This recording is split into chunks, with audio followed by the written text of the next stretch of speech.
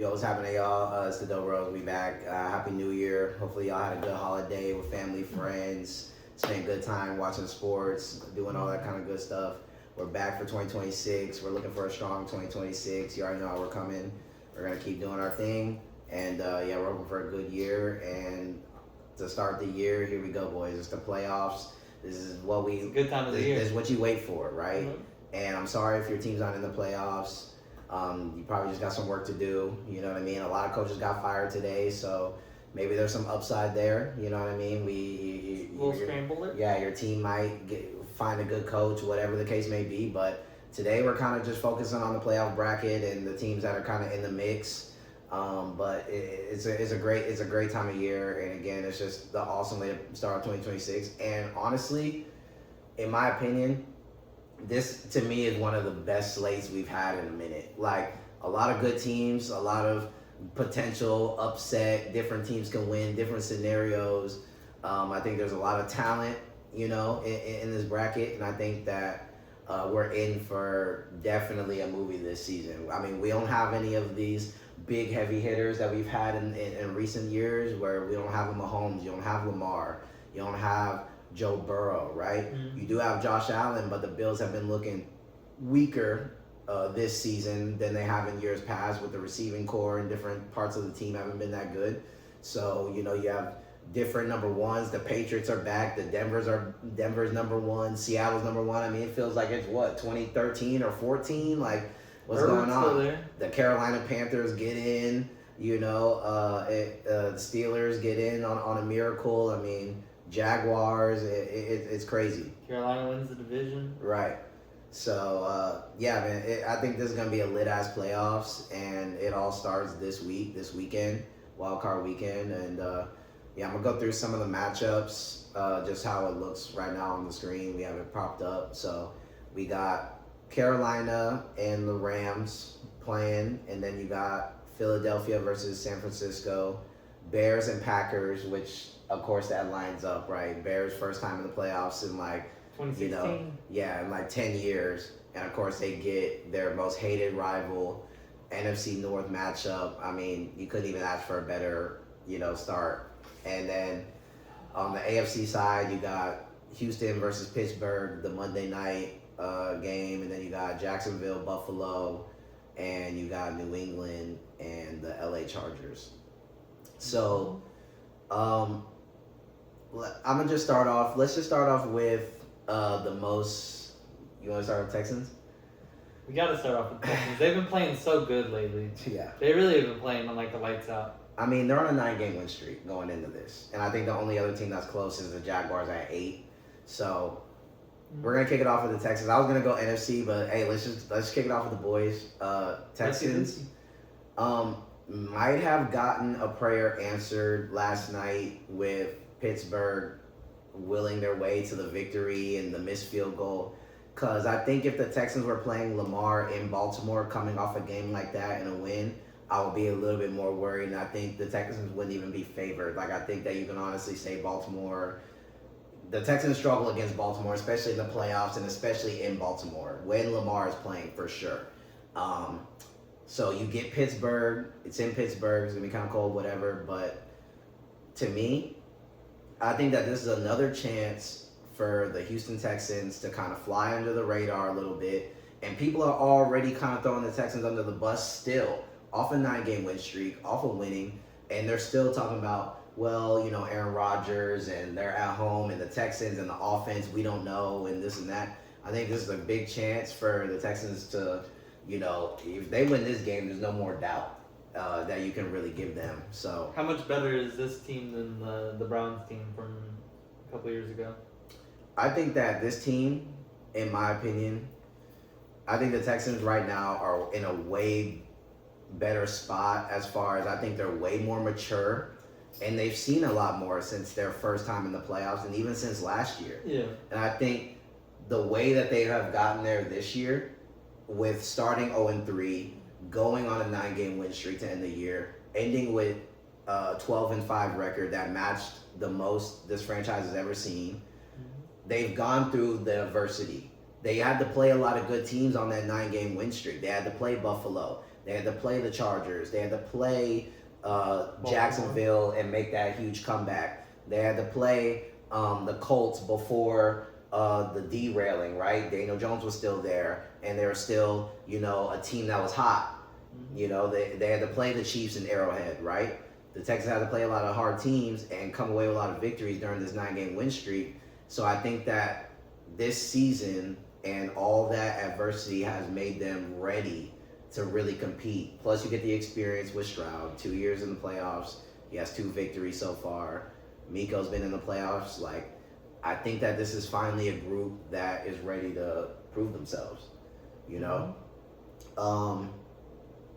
know. How do you see it? Yeah, I mean, the Texans' defense is probably the best in the league. Maybe one of the best we've seen in general, if not in the last 15 years. Right. And like I was just thinking a minute ago, how much better is this Pittsburgh team than that Browns team a couple of years ago? And how much better is this Houston Texans team versus that Houston Texans team 2 years ago? And that's not to say put shade on Pittsburgh, because that Browns team was really good. Right. Joe Flacco was wheeling and dealing with them, and it looked about the same as this Steelers offense. Older quarterback, not very mobile, right. Decent run game that had some receiver threats ish, really just one. And then they were the number one defense, and they were the best defense at the time, right? And this defense is not nearly as good. They're good, but they don't have Myles Garrett. They have Watt, but I mean, whatever. Right.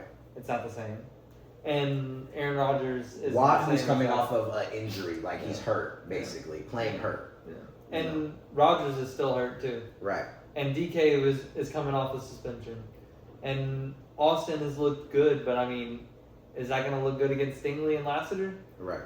Because I mean, I really don't think DK is going to have a fun day. Me either. The only ones that I could see getting any work consistently and it actually working is the tight ends, but that doesn't work in their offense clearly. Right. So I don't know. I feel like it feels easier than it should be, but it's not a bad thing. I don't think it's like a trap. I think it's just that the Texans defense is that good. The offense has been rolling too, and the Steelers have not looked good all season. It's exactly what we were just thinking about the Ravens maybe winning that game and getting in the playoffs. Right. They haven't looked good all season. They probably shouldn't get in, but they probably will. And it was the Steelers that made it in, who look equally as bad. It's just we didn't think that they would make it. And they looked bad all last night until these late game heroics, right? Until, they got stuffed on the goal line. They went into the half, down 10-0, couldn't get any motion barely in the third quarter until late. And then even still... And they still couldn't stop Zay. They still couldn't stop Zay. They were leaving people wide open. Ramsey was getting burnt a lot of the times, and it just wasn't fast enough to keep up with a lot of their speed. Patrick Queen, while he was making some plays, there was times where he was in coverage and he was also getting, burnt a lot. Mm-hmm. So I just think that while this defense might be wise as far as they have a lot of older guys that have seen a lot of game and have played a lot of ball, mm-hmm. I just think that when it comes down to it, when they're playing a younger team that has just a little bit more juice. Yeah, you can see the athletic disparity. It's going to be hard. And I think that, which is crazy to say, I honestly think the Texans offensively have been better than the Ravens offensively this year. And the fact that the Ravens were able to get these big chunk plays from nothing, right, means that the Texans, who are a way more well-oiled machine offensively, I think can just attack the Steelers defense. I think they're not gonna have anybody that's gonna be able to match up with Nico Collins on a consistent basis. Mm-hmm. And then the rest of the receiving core that people don't really give credit to, they're just whatever. Higgins has been great lately. Noel has made big plays lately. Dalton Schultz has been money's security blanket. And you've gotten Hutchinson, who last week had to step up for Nico, who's a healthy scratch on a rest day, and he had almost 100 yards. Mm-hmm. This receiver core is ready to go. Stroud's been playing some of his best ball, even though people are looking at it like, where's the rookie year? Where's the rookie year? This is a different offense. It's a different system. It's not the same thing. He missed some games, blah, blah, blah. He was kind of shaky at the beginning of the season, but we're not talking about the beginning of the season. Right now, everyone's 0-0. It's time for the playoffs. And who's playing the best ball now? Well, it's Houston, and the defense is giving them opportunities. They barely have to drive the ball 90 yards down the field. Yeah. When's the last time you've seen the Texans get the ball at the 1 and be like, damn, they have to drive all the way down? Never. Because teams don't get that far. It's like 30, 40 at the minimum. Right. Maybe they have to do a 50-yard drive. Yeah. Like, to other teams, we're pinning them back at their own 5. They're never going to be able to go 95 yards against this defense. They're going to have to punt, and then we're going to get the ball in plus territory. You don't think Stroud can go 40 yards on a couple plays? It's C.J. Stroud, guys. He's been in the playoffs 3 consecutive years, 12 wins. Like, I just think that this is a team that's firing on all cylinders right now. I think the offense has been playing good. Yes, they don't score 50 points a game. Yeah, but they don't have to. But you don't have to when you have a defense, and they can score enough, and they've been efficient, and they've scored in every single setting. They've scored in Arrowhead. They've scored against Buffalo. They've scored against Jacksonville. They've scored against the Chargers. 2 big touchdowns early, and they got a good defense. So what are we really saying here? We don't think the offense can get nothing? We've never even seen that from Stroud. Every game that Stroud plays, we get points. So I think the Texans are going to get points offensively on the Pittsburgh defense because the secondary isn't that good. And I think that we're just going to be able to control the game. Rodgers is going to be in hell. I think if he makes it out alive, it would be a win. Makes it to the second half, really. Right, because I think that this is going to be a rough day. Like, realistically, he might not make it to the second half. I mean, we saw that one play where Rodgers tried to scramble to the sideline. He couldn't even get the corner anymore. He had to stop and try to... You're going to stop and hezzy on Will Anderson? Petrie? Like, these boys... I mean, Petrie's going to be waiting on the soft zone. Right. What is he going to do when he runs into that? And a lot of these other receivers, yeah, DK Metcalf, but a lot of these other guys haven't really done much. Calvin Austin, yeah, he had the saving touchdown. But what, they're running Adam Thielen, Marquez Valdez-Scantling? Like, bro, these dudes aren't going to be able to consistently win on this offense, you know? And the tight ends, while they are good, I don't think they have the speed that kills the Texans linebackers and stuff, which is like a McBride and those kind of guys, Bowers. Like, Muth is good, but he's not burning you. Right. I think you can put a Petrie on him and keep up. I think the Texans easily get this game, and I think they move on to the next round, in my opinion. Yeah. Yeah. Next matchup. Let's go Jacksonville and Buffalo. So Buffalo, 6th seed on the road against Jacksonville. Look, the Bills have Josh Allen, they have James Cook, and that's about it. So, no. And Brandon Cooks, right? Gabe Davis. Look, Buffalo, the receiving core is trash. They have Josh Allen again, and they have James Cook. And but Trubisky. Guys, I just don't see it, man. I don't see the Bills going on the road this time and being able to beat this Jacksonville team. Liam Cohen, Coach of the Year, potentially. They just won 13 games, bro. And they're steamrolling people. Not, we kind of won. They are putting belt to ass on every single team. They're putting 30 plus a game. If you look at Trevor Lawrence's last 8 games, it's outstanding, bro. He's not throwing picks. He's getting rushing touchdowns.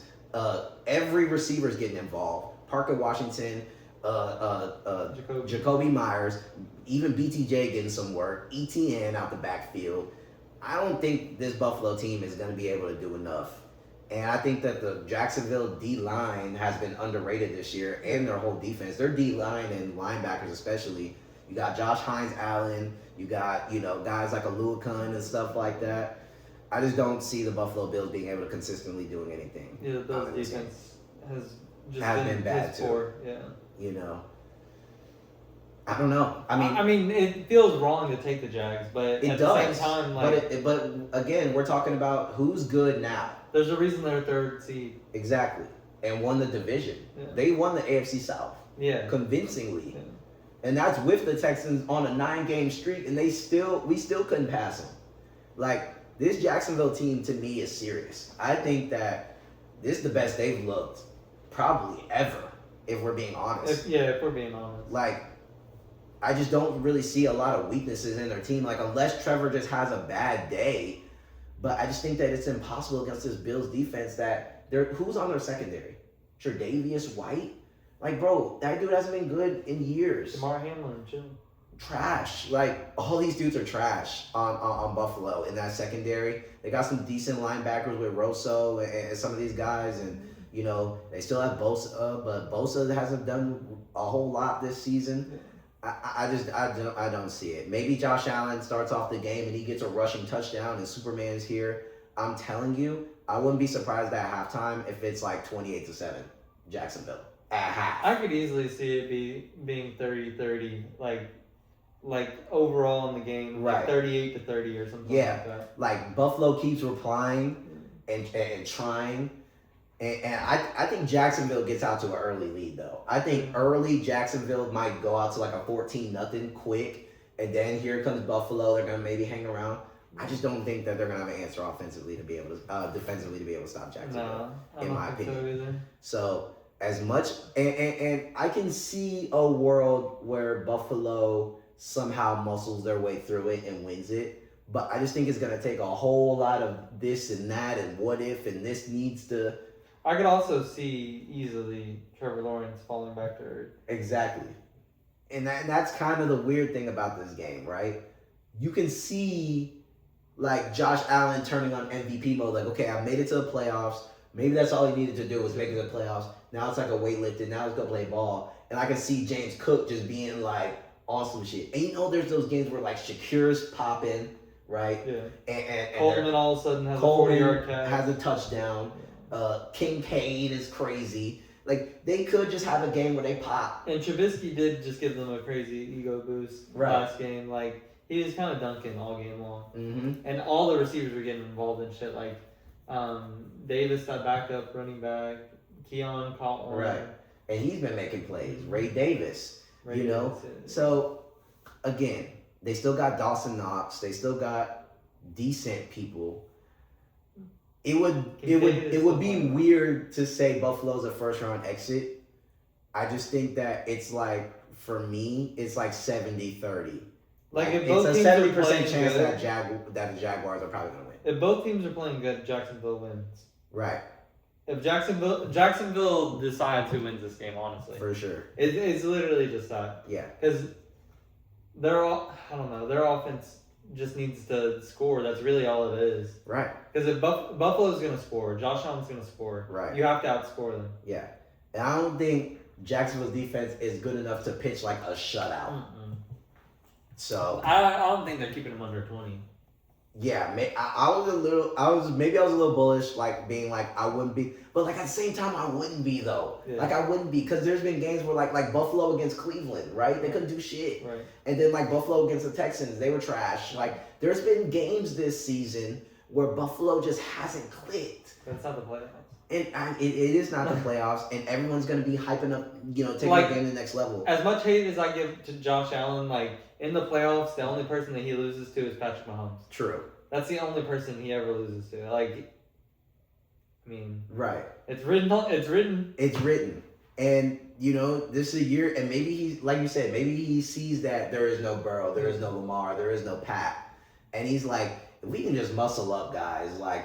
If we can just get the best ball out of these receivers real quick, if I can do my running and get in the end zone a few times, and James Cook, I mean, he's a difference maker. Mm-hmm. Let's just keep it a buck. Like, he can take 15 carries and turn that into 140 and 2. Any of those carries he takes can go to the crib. Like, yeah, he's good in the passing game as well. He just randomly pops off for a touchdown. Right. It's like Derrick Henry sometimes. Like, exactly. He's not as consistent down to down as Henry. Right. But he still has that big play potential that the top backs have. This is interesting. I'm still gonna take Jacksonville. I think that they're more serious, but now after breaking it down, I'm thinking this is a little bit closer. I'm thinking the end score is probably like 31-28. Whoever wins has 31. whoever wins just got that last touchdown or got that extra field goal in a high scoring kind of bonanza. Yeah, like the last field goal at the Right, end. last field goal at the end. Overtime, field goal to win it. Right, I can even see an overtime in this game. Yeah. For sure. I can see this game being an overtime. This is going to be a sneaky banger, you Yeah. know, because if Trevor Lawrence, like you said, comes back to earth a little bit, throw like 2 picks or something. Just fumble one. Or fumble or, do the little tush push to the side and then just get absolutely lit up and fumble on the goal line. Because they had some fumbles in that Colts game a couple weeks ago when, you know, Texans fans were kind of hate watching and, like, they kind of started off a little, like, you start off a little, and they kind of had to hurt Cam Ward to win that game. Right, like Cam Ward was kind of going crazy, you know? They were probably going to slice him. They were going to slice him, but Cam Ward did score that touchdown, but it's like, replace that with like a Josh Allen and James Cook, like, maybe they could struggle a little bit. Yeah, I can see it. I'm going to still take Jacksonville, but... I mean, Bills are like beyond Tennessee in a long way. Right. Like a long difference. Josh Allen to Cam Ward is not the big difference. Right. Better coaching, better squad, you know, better just everything. That's probably the closest matchup of players. Right. So I'm taking Jacksonville. Wouldn't be surprised at Buffalo though. Gonna be a high scoring, you know, gotta keep your eyes on it. Last game in the AFC. We got the LA Chargers on the road to New England, number 2 seed. When I initially looked at this game, I thought that this is probably going to be a bonanza, like, or I thought it was going to be a good-ass game. I thought it was going to be a debacle. My first time looking at it, because I was like, New England, they're hot right now. Chargers are coming off a rest. They haven't looked great as of late, but have still put on some good ball, and it's Herbert. This would be the one where it doesn't, like, this could be the upset in a way. And it sounds crazy because I think that everyone knows that New England's probably going to win. Right? Like, let's just put that on the table. If it plays out, they have the MVP probably in Drake May. The offense has been fired on all cylinders. They can beat you in the air. They can beat you running the ball. They can do everything. Their secondary matches up really well. The secondary matches up really well. And I think the D-line can get enough pressure, and Herbert's going to have to run for it. But there's like that, I think the Chargers can keep it close, maybe. Yeah, maybe. Maybe. But... I'm trying to give them a little bit, because I think Herbert is still like a dog, like, he is. And he's gonna make some plays, and you know, I feel like he keeps them in these games where they shouldn't really be like in these games, you know. It's the Chargers in the playoffs. Right, I know, and it's like Justin Herbert, you know, he hasn't been the best in the playoffs. And I think it's not great that they're going to be on the road in New England in the cold. I'm not in love with it right now for the Chargers. If I'm being honest, I can see them doing it. But to me, it's more realistic that Buffalo beats Jacksonville than it is the Chargers beat New England. I think that this is quite clearly, you don't want it to be, but this could be a debacle. This could be a debacle for the Chargers. I'm sorry. Yeah, they could be about 3 touchdowns in the This could be the one where you turn it at halftime and it's 28-7. Because the Patriots can just score on every single drive. They've shown it. They showed it last week. Last week, I don't know who they're playing. Somebody dust, but I mean, Jets? Yeah, somebody like that. Or was that the Bills? I don't know. But they scored every time. Yeah. Every single time New England is scoring when they get in the red zone. They can beat you every single kind of way. Mm-hmm. Their weapons are good. Diggs. It's just a really well put together team. Right. Yeah. And everybody covers each other's weaknesses. Yeah. Everybody just does the right thing. Not a lot of penalties. Nope. Not a lot of mistakes. Nope. Not a lot of missed assignments. Like, everybody's just kind of locked in and buying in. I just don't. And then the Chargers. And Drake May dealing. When they played the Texans, right? Mm-hmm. They gave up a couple big plays early. And you know Drake May wants to hit those big plays. Especially early. Pop Douglas and Mac Hollins and some of these guys, you know, when the Patriots strike, they're one of those teams, they strike to kill. Like, they're going downfield. They don't do a whole lot of dinking and dunking it's like each pass play is like 30 yards downfield and make it hit. So it's like if you have these lapses in coverage again with these guys, like you are going to be down 20 points in the blink of an eye. And they were down 14-0 against the Texans. Texans kind of stalled out. But the New England ain't going to stall out. That's the thing. We've never seen them stall out. But what I will give the Chargers is this is probably one of the better defenses that Drake May is going to have to play, like, overall this season, you know? And the Chargers... Until they have to play the Texans. Right. Until they have to play Texans in round 2. But, you know, the Chargers, they do get some turnovers. You know, they do get some motion. Derwin James still there. D-line's decent. You know what I mean? I don't know, bro. I'm trying to show love, you know, to LA. I just don't think that they're going to be able to pull this one off, man. I think this is just a long feat. So many things are going to have to go right. They're already not playing at home. They still don't have O-line. Still don't have O-line. They're all still 30th or lower. Right. I mean, you saw that graphic. I mean, it's still the same graphic. Yeah. I'm 30 out of 31, unranked, 32 out of 33. Like, this line for the Chargers is terrible, man. I just don't really see them being able to pull this off. And, you know, they had a good season despite the injuries, and I like the way that Herbert muscled the Chargers to the playoffs, and, you know, they've done some good, but... I mean, they have good picks and shit, too. Like, Hampton was good and all that. Right, and the future is bright. But I just think that this year... I mean, they probably got the worst matchup. I mean, I think they get dog walked pretty much by everything. But it's like if they got matched up by, like, the Steelers, like, you could maybe say, like, okay, they could muscle up a little bit and get a win. Would you rather watch the Chargers versus the Patriots or the Ravens versus the Patriots? Ravens versus the Patriots. Because the Ravens versus the Patriots, like, a few weeks ago was actually a movie. Mm-hmm. You know? And I think a rematch of that would have been nasty. But, you know, Ravens would have been in the 4. So, well, I mean, like, if they made it in at the 7 over the Chargers. Yeah. I think that would have been movie. You know? I just think the Chargers are just outmatched. Yeah. Drake May's the MVP. You know, I think Hampton's going to have a tough time getting big chunk yardage all the time. You know, it's just going to be... They're probably going to feed him. It's going to be an early exit. And I feel bad for Herbert because, like I said, you know, he hasn't gotten a playoff victory, I don't think. And each time he goes to the playoffs is a debacle. So I'm hoping that at the least he does decent and it's a decent game and it's not like a complete just diaper fest like last year. But you're not going to win this game.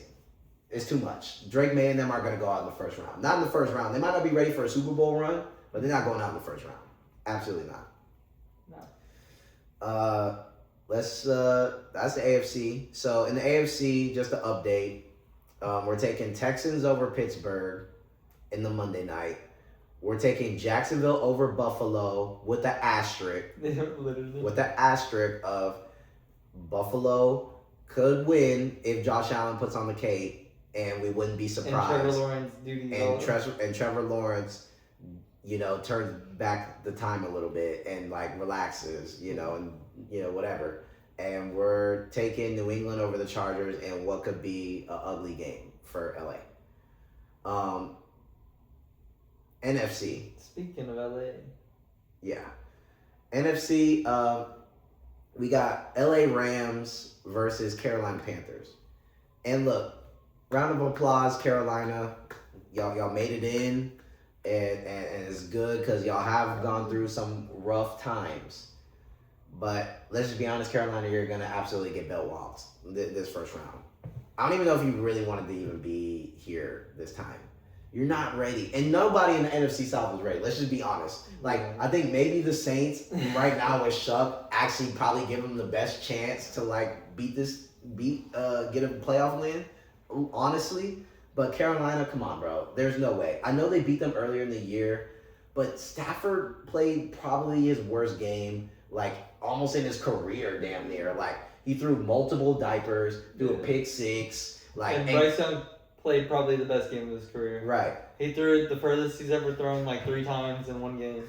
And then they, like, still almost lost that game. With Stafford playing the worst possible. Like, the worst possible you might get a Stafford in 2025, 2026. You still almost lost.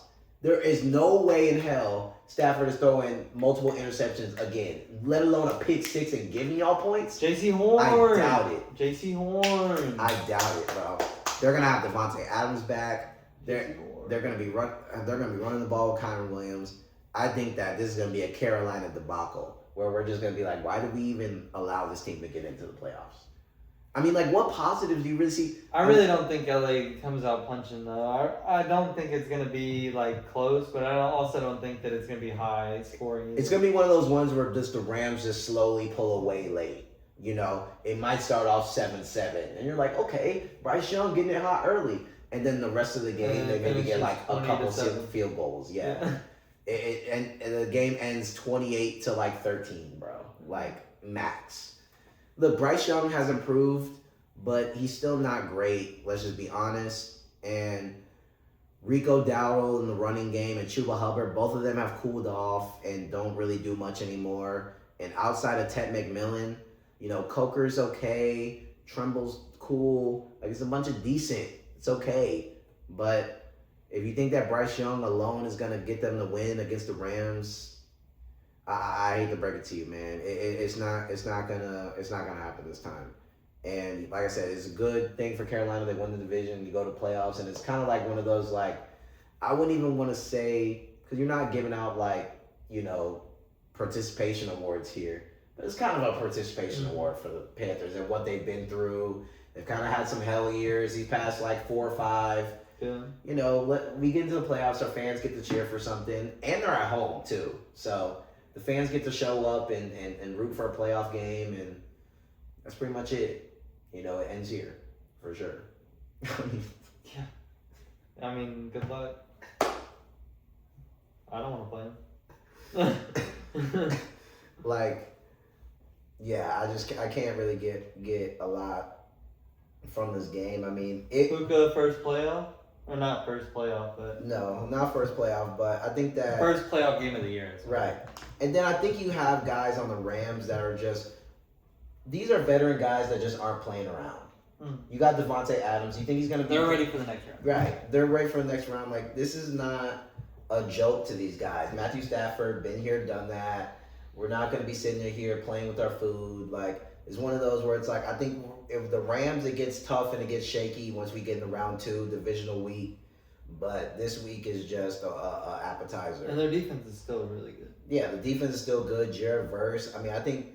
And again, I think the Carolina game, they were pissed after that game. You saw Jared Verse was like slamming his helmet and shit. Like, there's no way they're gonna go into this game and lose to Bryce Young twice. I would put my whole fucking bank account on the Rams. Like, there's just no shot. There's no shot in hell.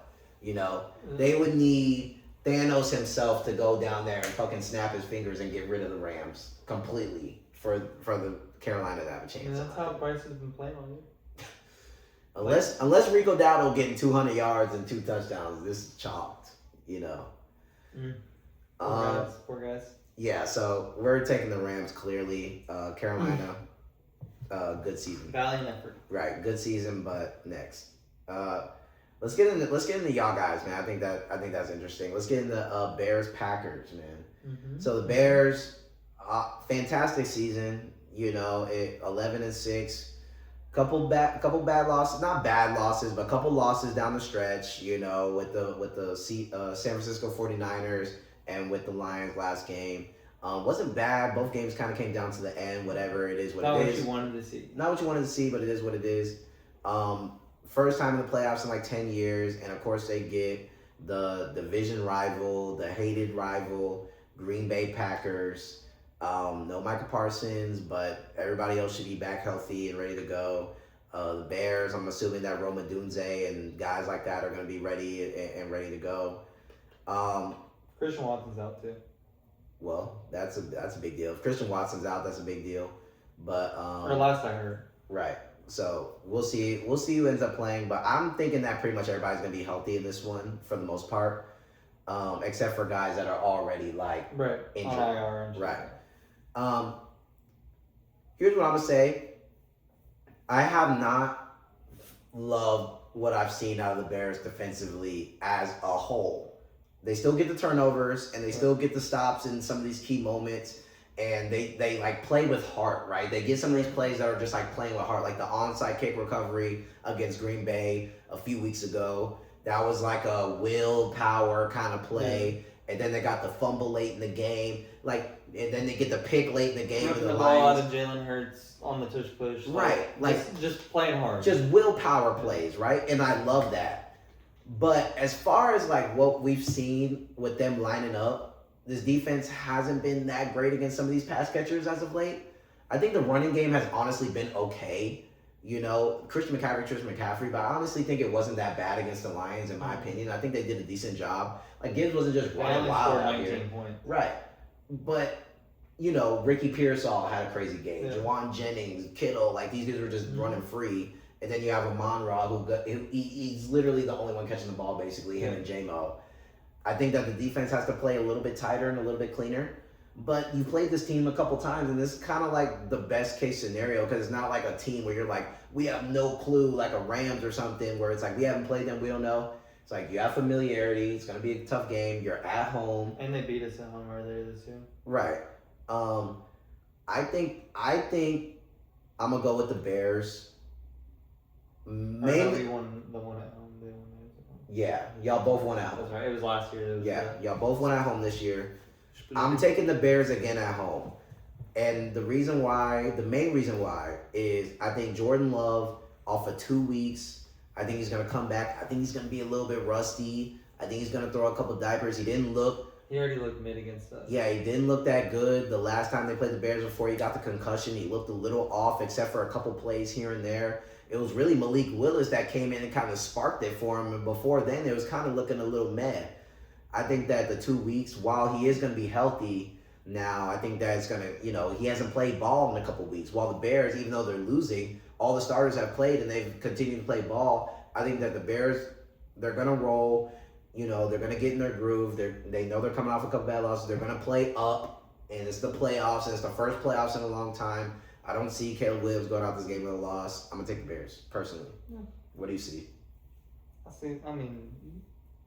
You got it with the defense. It makes sense, but I feel like a lot of what's been going on since that first Packers game where they were hitting deep bombs over the top crazy the whole time, I think we've gone into so much higher shell and we're just trying to negate so many big plays and then everything gets caught up underneath. And that's what Amon-Ra was feasting on and J-Mo was feasting on. And Pearsall and Jennings and Kittle and all that, like they were all underneath, and like it didn't work out on the Niners game. They scored a lot of points, but it was like back and forth. I don't really count. Right. Like that game is kind of like wiped on the defense to me. Right. Because it wasn't in the game script for either team. Right. So, but last game, like I just said, like 19 points against the Lions, like. They want to put up as many fucking points as they possibly can against us. Right. And it sucks that we lost or whatever, but I think they played pretty good. The only negative is that we couldn't get off the field. Mm-hmm. And yeah, that sucks, but it's a lot of, I feel like, game plan. And I don't think we're going to have that same game plan against the Packers. And I don't think that they're going to be able to feast underneath this week, like in the playoffs at home. I don't think that they're completely ready for the energy that is going to be brought. Because we've been the whole Bears organization and fan base and everything has been hyping up this playoff game, and it just so happens to be the Packers, who we hate the most. Like, right. All right, let's fucking get it in gear and let's get a first stomping of the playoffs. Right. Like, you got to figure out. They can't stop Caleb. No. They haven't shown me that they can stop Caleb. They had that one pick at the end of the game, and that wasn't them stopping Caleb. It was Caleb making a mistake. Right, and it wasn't even really a mistake in my opinion. You just kind of throw it up. He underthrew it though. Right. But that's what I mean. It's like he made the right read, but he threw it wrong. Right. Which mistake on him. It's not. It was a good play on the defense, but it was 100% our quarterback's fault that we lost that game, not. That they're stopping anything. Right. Yeah, like we're dunking on them whenever we need to. And I don't think Caleb has really been boxed to me this season. There was a couple rough games in the beginning, when, it was Ben Johnson's first couple games coaching, and they're trying to learn the system and stuff. So yeah, they started off 0-2. But I think since then, I mean, they've been in every single game. I mean, that's why they've won 11 games. A lot of these games were close games and ugly games sometimes, and even high scoring games like the San Francisco and like the Bengals game earlier in the season where it went back and forth and stuff like that. They've shown that they can win in a bunch of different ways. I just think that, to me, what I would love to see out of the Bears this game, because I think I'm taking the Bears regardless, but I think what I would like to see is starting off fast. Right. I know that, and Bears have kind of been doing that the past few weeks, and it works sometimes, but I would like to see them at least get like an early touchdown, field goal, some combination of that in the beginning. Like, let's get an early 10 points in like the first half, and then that way, if we do kind of have a couple drives that, okay, well then when we are ready, when we do our fourth quarter, 5-6 minutes left, when we kind of play our best football, especially offensively, and even on the defense, to be honest, seems like most of the turnovers come, late in these games when we're trying to make these comebacks, or when it's, these super close and tight knit, then I would at least like to have some type of points on the board early. Yeah. And I would like to see a couple of these first offensive drives. That's kind of what they were hitting on in the beginning of the season, which is funny. Like, in the beginning of the season, it was like the first two like scripted drives they were scoring on, then it would be like dust the rest of the game, where now it's the reverse. I think if we can get a early touchdown or two, or early touchdown and field goal, and then you kind of ride out the waves of the game, and then in the fourth quarter do our knockout punch, I think that'd be a good sight to see, especially moving into the rest of the playoffs, in my opinion. What I was thinking about earlier, a few hours ago, the Bears are number one in penalty yards by a pretty wide margin, number one in drops by a pretty wide margin, and number one in weeks missed by players by injury on the season by a pretty wide margin. Mm-hmm. And some of it is from players being out the whole season, right? But it's a lot of our key players too. Mm-hmm. And we're still the 2 seed, still 11-6. Right. The team still looks better right now than it has the whole season. Right. Like, I was still convinced we were going to win both of these last 2 games. Me too. And I think everybody watching it was like, no way they lost. Exactly. Rather than like, of course they lost. Right. And I feel like that's how most of our games have been, besides the first 2 of the season. Right. Like the Ravens game, no way they lost to Huntley. No way they lost that Packers game. No way he threw a pick, whatever. Right. No way that he lost the 49ers game. No way they lost the Lions game. Like, I don't know. I feel like the belief is there, but people just don't want to like act like it is. Like in the back of their mind, everybody's thinking like, oh, they got this. Oh, they look good. Oh, blah blah blah blah. But then when they want to talk about the Bears, they want to be like, oh, they're not that good though. I mean, like, they give up so many yards. Oh, they can't score at the beginning of the game. Oh, it takes Caleb until the fourth quarter to figure it out. Mm-hmm. Oh, Caleb still hasn't thrown for 4,000 yards. Like, right. All right. And again, I'm cool with all what y'all are saying because, like I said, number one in drop passes, number one in penalties, number one in injuries, and we're still number one in a lot of good metrics too, and we're still number 2 seed overall. Like, we have home games the rest of the playoffs unless we play Seattle. Exactly. Thank you. Right. Sorry that we look so ass. Right. I mean, first year with our head coach. Talk to somebody who cares. And I think that, again... And I don't like Nashawn Wright either, personally. Like, he can't cover shit. But I think he makes good plays. I think he could be like a good like corner 3, like zone right. corner. And that's what he's meant to be. That's what he's meant to be. Right.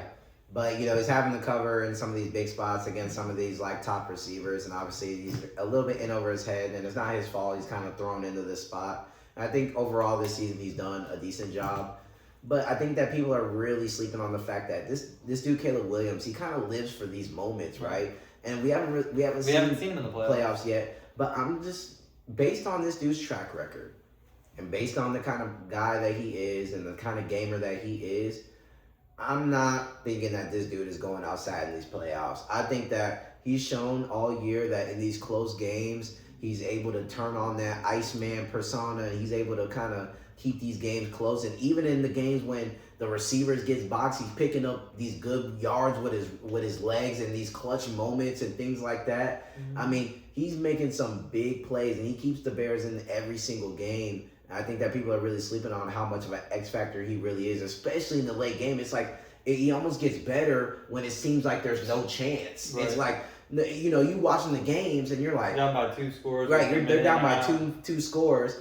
It's 8 minutes left in the fourth quarter. They haven't done nothing yet, and you're just like sitting there like, well, I guess it's gonna be a rough week for the Bears, and answering some of these questions and what went wrong. Next thing you know, touchdown. Next thing you know, another big drive, another big play. Then the defense somehow get a pick. Like, this is kind of just how it happens. And I can definitely see, again, just like how we saw 3 weeks ago, you're watching the Bears-Packers game, and in the first quarter or the first half, it looks like the Bears are lost or there's no chance, and it's, Packers fans laughing. Right, Packers are up early because Jordan Love is on a hot, and they're up 21, or they're up, not even 21, they're up like, 15, 16 to 3 or something, and you're just like, okay, the Bears haven't done nothing, like, they're just not ready for the playoffs.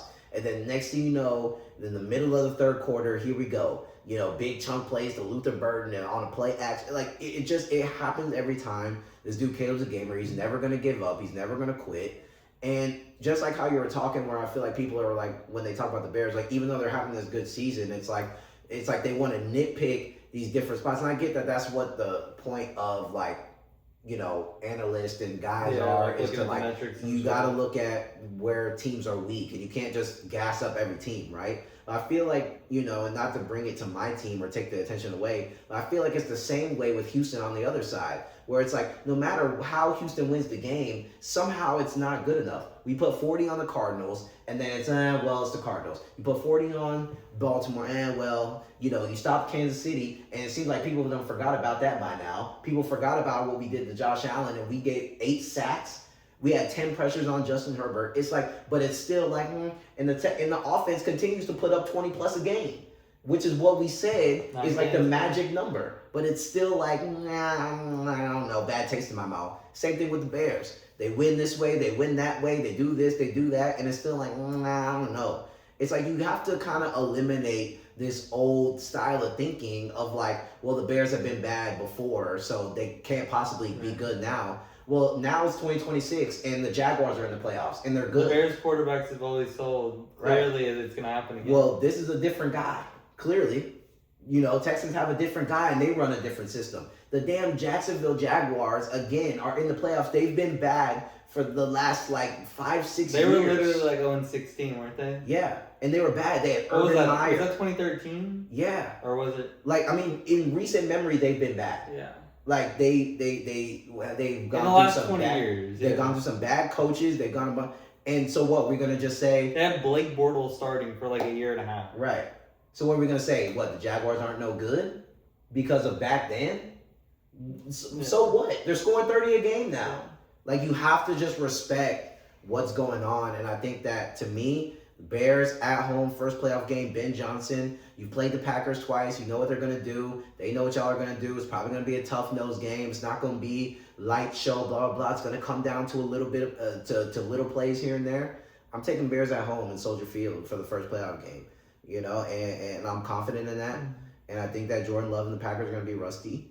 And I think, Caleb Williams is going to, probably have another clutch moment here, because that's just what he does, and I think Swift and Monangai have their day. We haven't really been running the ball crazy. I think right. I think they're going to try and pound it down on them. Gone against a couple decent run defenses. And they played really good against the Packers. They did, especially Swift. Yeah. Well, Monangai too, but, Swift. The helmet popper, right. That was Monangai. But Swift, he had a couple touchdowns. Yeah. He had a big game. So... I like the Bears, man. I think the Bears are ready, and I think especially if they don't get Romo Dunze back, I think that they still win this game, in my opinion. So I'm taking the Bears. I don't think people have been given the same flippy floppy attitude that they've been given, like the Bears and the Texans, to the Patriots all season. No. Now, to be fair, Drake May has been playing pretty lights out all season. Right. But the schedule has been light. And the Patriots are still the 2 seed. And it's still a second-year quarterback and a first-year head coach. Exactly. And there's still spots where, like, what happened in that Bills game? Right. What happened in the Ravens game when they were down multiple scores, you know, and it looked like the Patriots were, like, I mean, they looked dust that game until the end. Yeah. Right? So but people don't talk about that with New England, right? It's like, oh, it's just Drake May and it's Drake May reincarnation Drake May, whatever they call him and all that stuff and MVP and like all that is true, but at the same time, like you said, they don't get the same like, well, we don't know. It's like somehow they're just some proven entity already, and I think it's because of their history and things like that of winning and things like. But again, this is a different slate. Clearly last year everybody was on the same page that Caleb Williams was the better of the 2 quarterbacks, right? And better prospect at least. Definitely better prospect. And now all of a sudden it's like, yeah, exactly. But now it's all of a sudden like, oh, can he do this? Can he do that? I'm not sure if he can win. I'm not sure if he can. But then it's almost the same win-loss record on the other side with a team that has a better defense, let's say. Right. But it's probably equal overall. It's like slightly better. Honestly, our teams are like almost equal. Yeah. I think the defense is slightly better. I know, but the way the team overall is spread out, like I feel like our offense has more firepower to it than their offense does, but their defense has more firepower than our defense does. Yeah. So I mean, it balances out. They have like a little bit more D-line presence. You know what I'm saying? I think they're D tackles and stuff like that. But yeah, I think overall it's like the same thing. And then again, we can't just say Drake May is just gonna run, and that's kind of why I was a little iffy when we were talking about the Chargers, where it's like, I don't know, like. Yeah, the Chargers haven't been great, but I mean, the defense isn't that bad. I mean, there was times where they had Stroud a little rattled in that game, and they lock him in key moments. And they play they had to play Denver twice, and both of those games were close. Yeah. They beat Kansas City twice, I think. Like, you know what I mean? They might have lost to them early in the year, but what I'm saying is both of those games are always close. It's like I feel like I never really see Chargers games where they're just getting the belt. The only time they got the belt was when they played Jacksonville early in the year, right before their bye week. They got belted like 30-6. But other than that, like they pretty much kept it close, and they played a lot of playoff teams. So it's like, to me, they have more of a resume per se going into the playoffs than the Patriots, where it's like we beat up on the Jets twice, Miami twice. That's what they played last week, Miami. These dudes are trash. You know what I mean? It's like you have,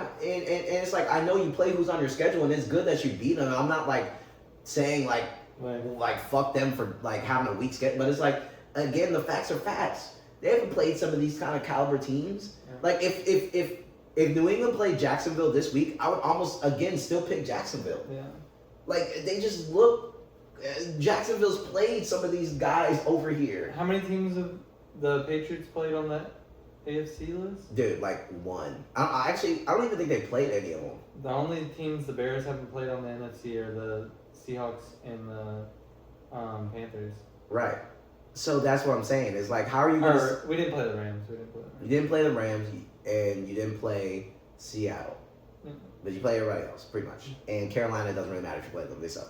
But we almost beat Niners, beat the Eagles, beat the Packers, and lost to the Packers. Patriots, I mean...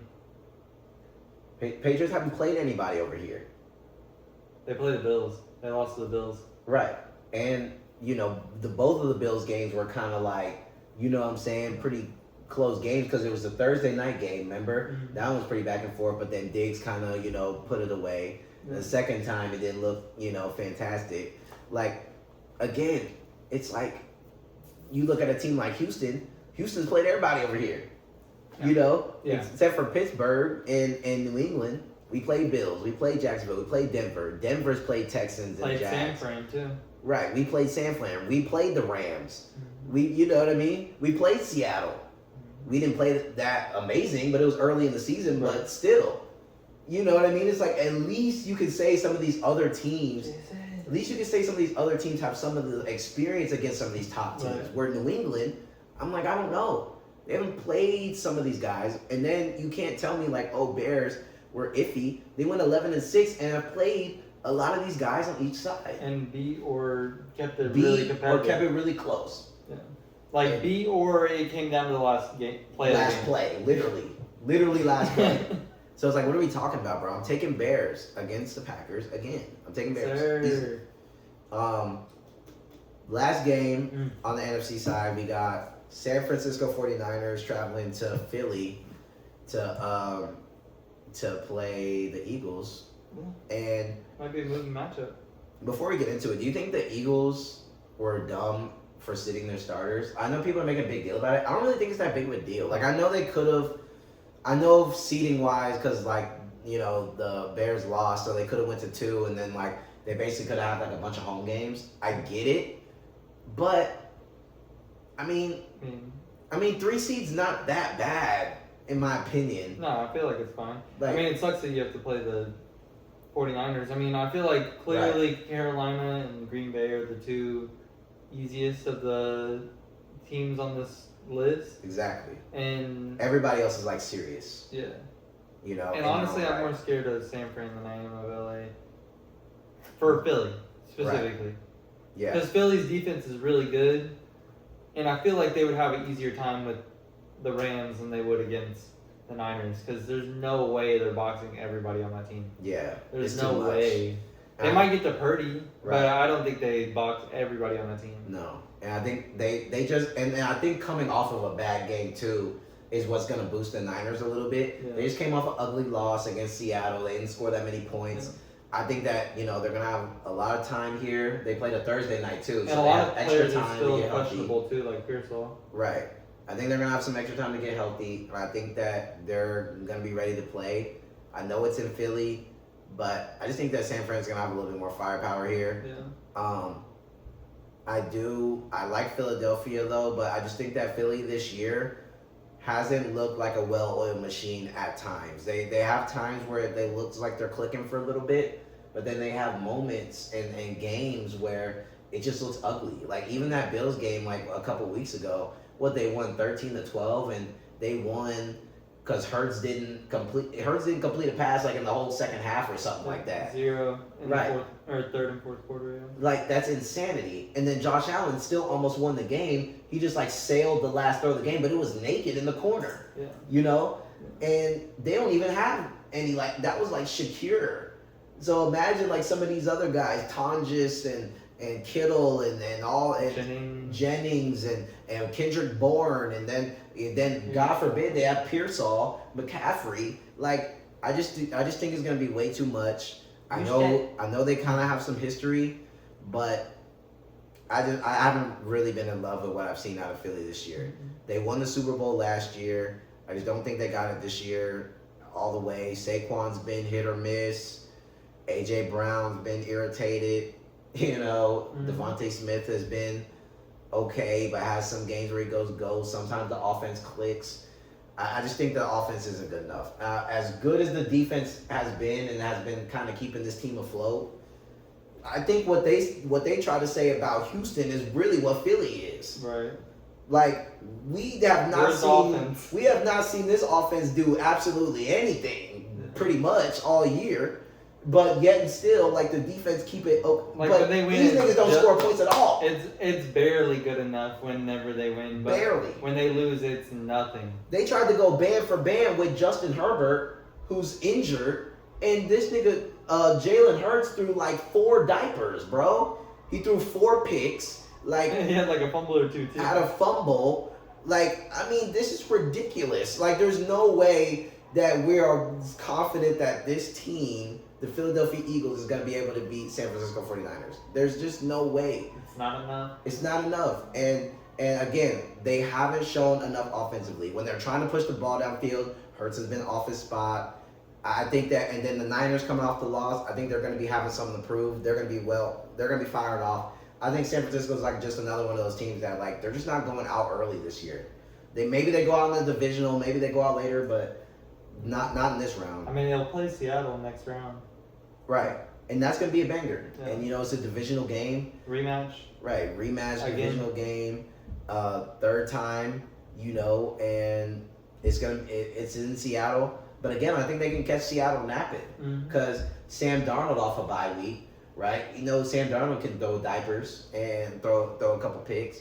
Like I think San Fran, if they get past the Eagles, I think they start rolling. Yeah, they play the Seahawks and then they win that game and then they have to go play in Chicago to get our lick back and then we go play in their stadium. That's fine. Right. That's how it's gonna play out. Because somehow the Panthers are gonna win. And Bryce Young versus Caleb Williams, the legacy continues. If Bryce Young somehow makes it out of that game, I don't even know, bro. We get Brock Purdy, Sam Darnold, Caleb Williams, Bryce Young. That might be insane. Bo Nix, C.J. Stroud, Trevor Lawrence and Drake May. What year? What is this? The year of the tiger or something? Like what Chinese New Year is it? Shout out to all the young QBs, man. Yeah, shout out to the young QBs for sure. I mean, I like seeing this more than I like seeing. Like back in the day, it was iconic because you knew it was gonna come down to like Brady, Manning, and Rodgers and Breeze or something or whatever. And there was like Palmer.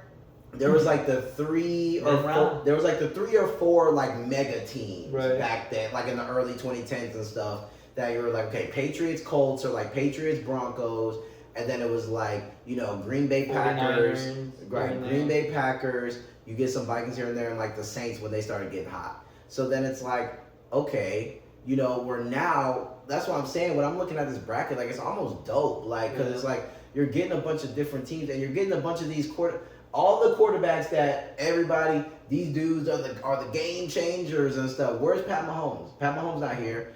Burrow's not here. Lamar's not here. Like all these guys that they say, I don't know if they really do it for me. Like the Caleb Williams. Well, Caleb Williams won 11 games. I don't know if Stroud's that guy. 12 wins. Drake May second year MVP. Like Malik Willis. Right. Herbert, he doesn't have enough help. Still in the playoffs. Trevor Lawrence, he's been mid. Well, now he's good. Like I don't know what to tell you. Bo Nix, he ain't the best, but somehow the number one. Like Sam Darnold. Purdy. People have their controversies about him. Like he's still doing it. Somehow Bryce Young, scrappy dude, his way into the fucking bowl. Like I don't know what to tell y'all, man.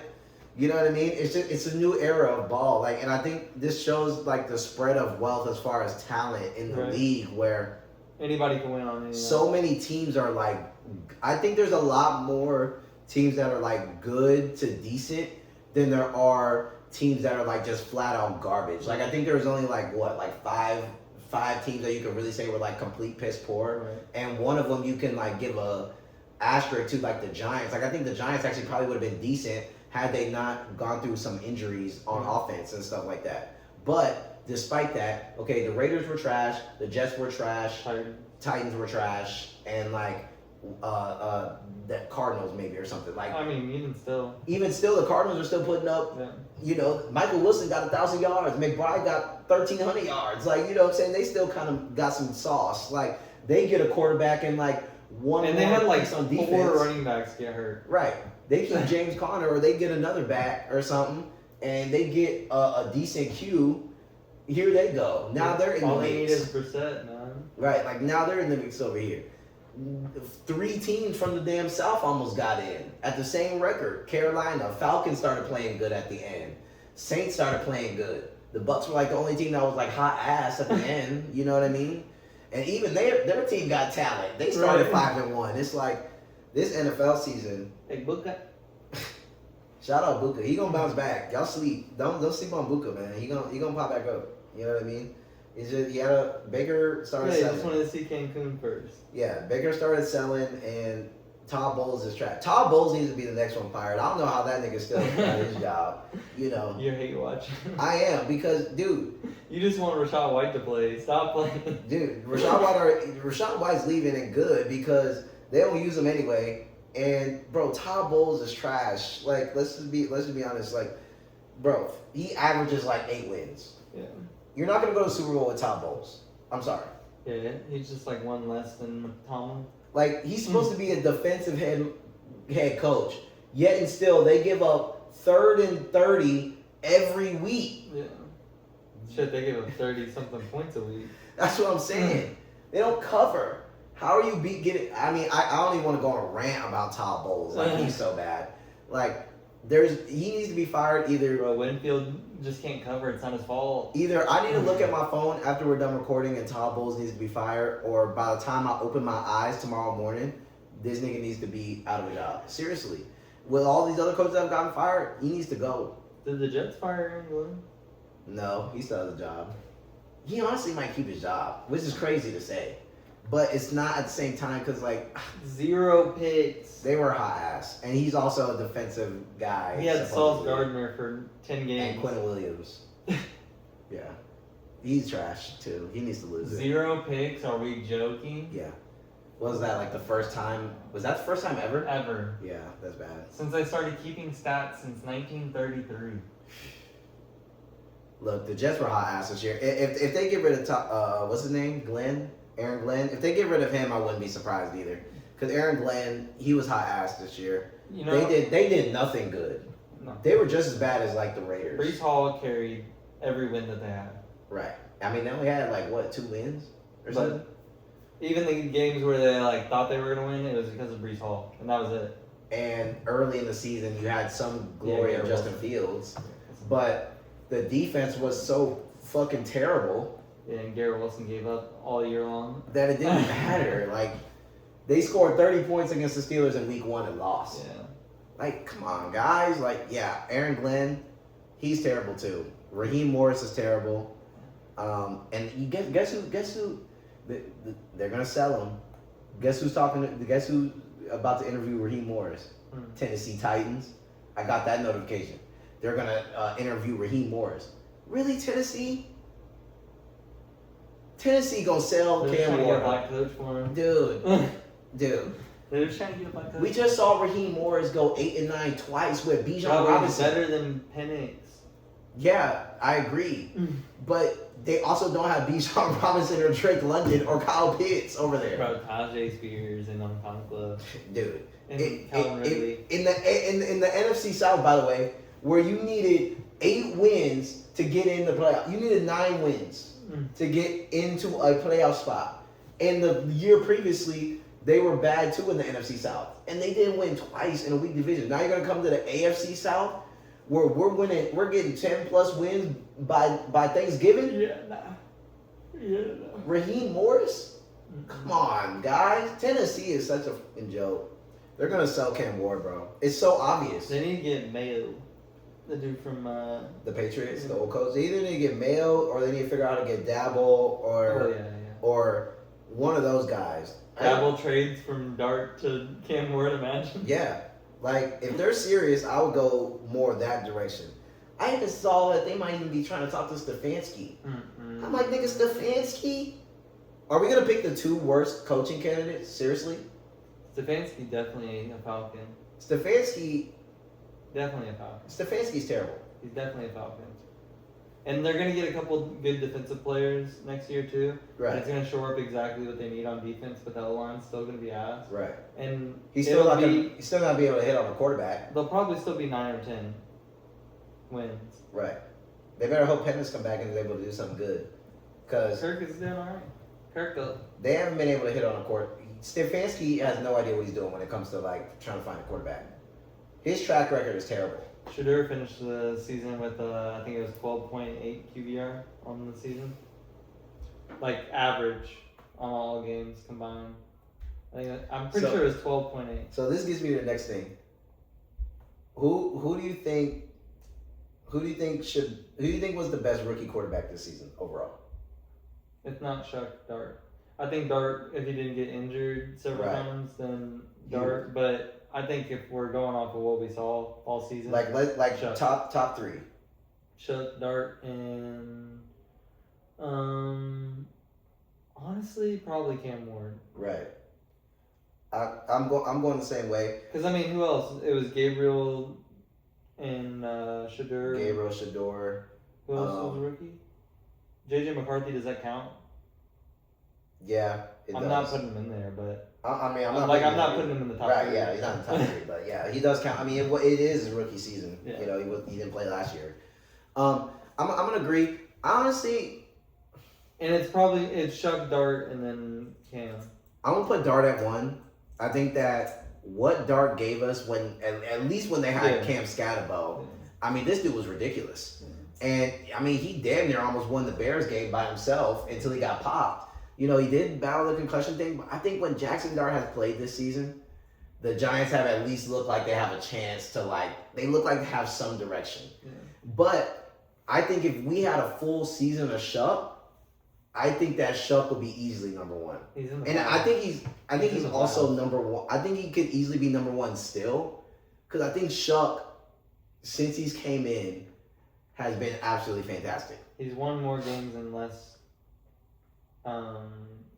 games. Right. And he has more yards. Probably more touchdowns too, passing wise. Mm-hmm. I mean, he had a couple rushing in there too. It's not as many as Dart. It's not as many as Dart, but he does. But it counts. And the same argument that we could have for Dart, like players getting hurt and shit. Right. The Saints roster just isn't even good. They literally gave up Shaheed. Right. And Kamara's been hurt all year, basically. And then Neal got hurt. Estime's trash. You know, and Jawan Johnson, he's good. They literally had guys off the fucking street catching passes last week, and he was about to win that game. Vele was hurt last game. That's what I'm trying to say. Is they didn't even have Vele last week, and he was still dealing. And they didn't have Olave either. Yeah. I'm okay with putting Chuck at 1. Yeah. And low key, I think I agree with you as well. Where I honestly think that he probably should be Rookie of the Year, in my opinion. If we're actually being serious. It's not Ted. I mean, he had a good beginning of the season. But right. Are we giving it to Ibuka? No. Because they have... Right. And Ibuka doesn't have a band, but he's just under that. You know what I mean? But they had the same trajectory of the season. It's just a little bit better because they actually needed him and they made the playoffs and the Bucks shit the bed. Right. That's the only difference. Exactly. And it's not because McMillan was this... He is a generic. Right. I mean, he's a generational. I know what you're trying to say. But it's not like he had a generational season. Right. Year. It wasn't like a Justin Jefferson or Jamar Chase rookie season. It's not Rookie of the Year season. Especially for being a receiver. Yes. We gotta be crazy for it's gotta be 1,300. Right. And I mean, yeah, for sure. It has to be 1,300 plus. And you have to have. I mean, the standard's high, right? We've seen what Jefferson did when he first came in the league. We've seen what Jamar Chase did when he first came in the league. But it's got to be high, too, because of what we saw Shuck do. Right. That's just crazy, bro. Exactly. And that's what I'm saying. Given the states and the odds and how it happened and stuff, I mean, this team, the Saints, looked like a lost puppy. Yeah. I mean, they were like a complete shell of themselves. They couldn't do anything. They couldn't run the ball. They barely could throw. They were getting near bagheads again. They were getting absolutely belted every single game. It wasn't even close. They didn't even look like a competent team. And then Shuck comes in, and then you're with the same guys, and are instantly this team's better. Instantly the defense is playing better. Instantly they're competitive in games that they probably even shouldn't be that competitive in. Instantly Olave's having a resurgence. Instantly Jawan Instantly the city wants to watch the Saints games and go to the Saints games and talk about the Saints and just be excited about the team. Right. And to get that kind of turnaround, I think, from the fan base, from the city, and get that kind of belief, because again, it's something that the fans didn't necessarily want, and it was a confusing pick at the time. Mm-hmm. You know what I mean? Especially Dart was already off the board. They passed up on a quarterback early because they went with the tackle, Banks Jr., which was a good pick, but obviously people were mad about it and stuff like that. Then you go into the second round, you get Shuck, and people, he wasn't a known entity, especially down here in these parts. A lot of people weren't watching Louisville football, which fair, right? And Louisville's good, but I mean, they're not watching that down here, right? They're watching SEC. They don't know about them. So they're like, what the fuck's going on? Da-da-da. They get this guy. But for him to come in, and now, I bet you if you ask any person in New Orleans right now, what do you think about Shuck? Yeah, Shuck. Hey, we getting Shuck tonight. I mean, this dude's literally everybody in the city. This dude's a phenom now. Yeah. And you don't just become a phenom because he made like a couple like this dude is making some actual pristine dots, like And pristine dots, running through people, winning these games, putting the team on his back, swagging and doing the fucking, you know what I'm saying? Like this dude really embracing the city. I think that, and I'm not saying all that was because the play on the field has to me been outstanding given the circumstances. I think that if they're actually being serious about this award, they need to give it to Tyler Shuck, to me, for this. And it would mean so much to the team in general, right? too. And to him. Yeah. I mean, he was counted out, basically, as soon as he got 100%. drafted. He was counted out at Louisville. Right. He was counted out at Texas Tech. He was like, everywhere he's gone, he has been counted out. But, like, for the first time in a long time. Balling out. For the first time in a long time, I think people are finally rallying behind him. Like, and I love it. We did too. I love it for Shuck, man. I love it for Shuck. I think he deserved Offensive Rookie of the Year. I think Ted, we got 1,000 yards and whatever, but I don't think that's. I mean, Wan'Dale Robinson had 1,000 yards too this season. Like, Devonta Smith had that. Like, I mean, I'm not saying 1,000 yards is Michael nothing. Wilson had 1,000. And Michael Wilson didn't catch a pass until week 8. You know what I mean? So it's like, I know 1,000 yards, but it's like, and I'm not saying that's nothing, but he just got 1,000 yards last game on the last pass of the game. Like, it's not like he was over a band. Alex Pierce has 1,000 yards, and he caught 50 passes. You know what I mean? So it's like, I just can't give it to Ted just because he has 1,000 yards, is my argument. Yeah. You know what I mean? Where when you're actually seeing Shuck, it's harder to play quarterback. Yeah. You're 6'5", Samoan dude. I would assume that you'd be able to go up and catch the football a few times. Mm-hmm. Going in and playing quarterback, especially when the team's ass, is hard. It's hard, bro. It's NFL. Mm-hmm. It's not easy to play quarterback, bro. We've seen a bunch of other people try to do it. Especially for this team. Exactly. This team is literally trash. And for them to come, I'm Shuck Offensive Rookie of the Year. Truly. For sure. Like 100%. And then I would say it's unfortunate for Dart. Because he could have he had that shit in the bag. He had it in the bag, but he fell off with the injuries and stuff like that. And he had some good games late in the year, but I think that middle of the season lull lost it. And then Cam Ward. It just blows me that what's his name? McMillan has had it like shored up for the last few weeks when I know, that's like so he's crazy. Consistently like way ahead of Shuck. And his numbers have not gotten better. Like that last week was the only week that he's done anything in the last like 4 weeks. Yeah. And he's been consistently number one, and Shuck's just like barely rising up behind him. And to your point, he like just passed Mbuka in yards. Yeah. Like just like until literally like last week, Mbuka was a heck of in yards. And Mbuka is wide receiver like 3 technically. Yeah. Like he's having to fight with Mike Evans and Chris Godwin and McMillan and Otten. On an offense that doesn't want to play football anymore. Exactly. He's over here fighting for target. And McMillan, you're over here competing with Coker and Trimble. Give me a break. Like, yeah, no shit. You got a fucking 1,000 yards. Yeah. You know? Yeah, yeah. No Ted Shuck Rookie of the Year, in my opinion. Yeah. Shuck Rookie of the Year. Cam Ward. It's not his fault. Not his fault. Did have a good season. Was a little inconsistent at times, but I mean that Tennessee roster. He was just trying to play hero ball. Yeah. I really can't like when I watch. But some of the plays that he made were absolutely insane. Like Caleb Williams-esque type of escapability and stuff. Like he's insane. Like he was getting out and stuff and throwing it down, and then receivers dropping in and stuff like that. But he made a lot of good plays, and he's really good with his legs.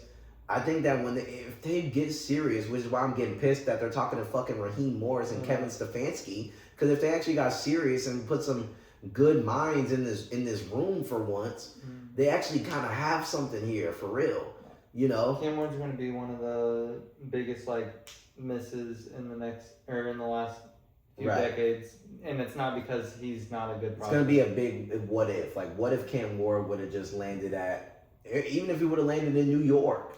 It's almost going to be like how Cam on Carolina was. Right. But I really don't see it having that much success. No, they're not going to the Super Bowl. Ever. Mm. And I don't think he's going to win MVP either. No. But it'd be hard for him to. I think he has the same ability to play at Cam's level.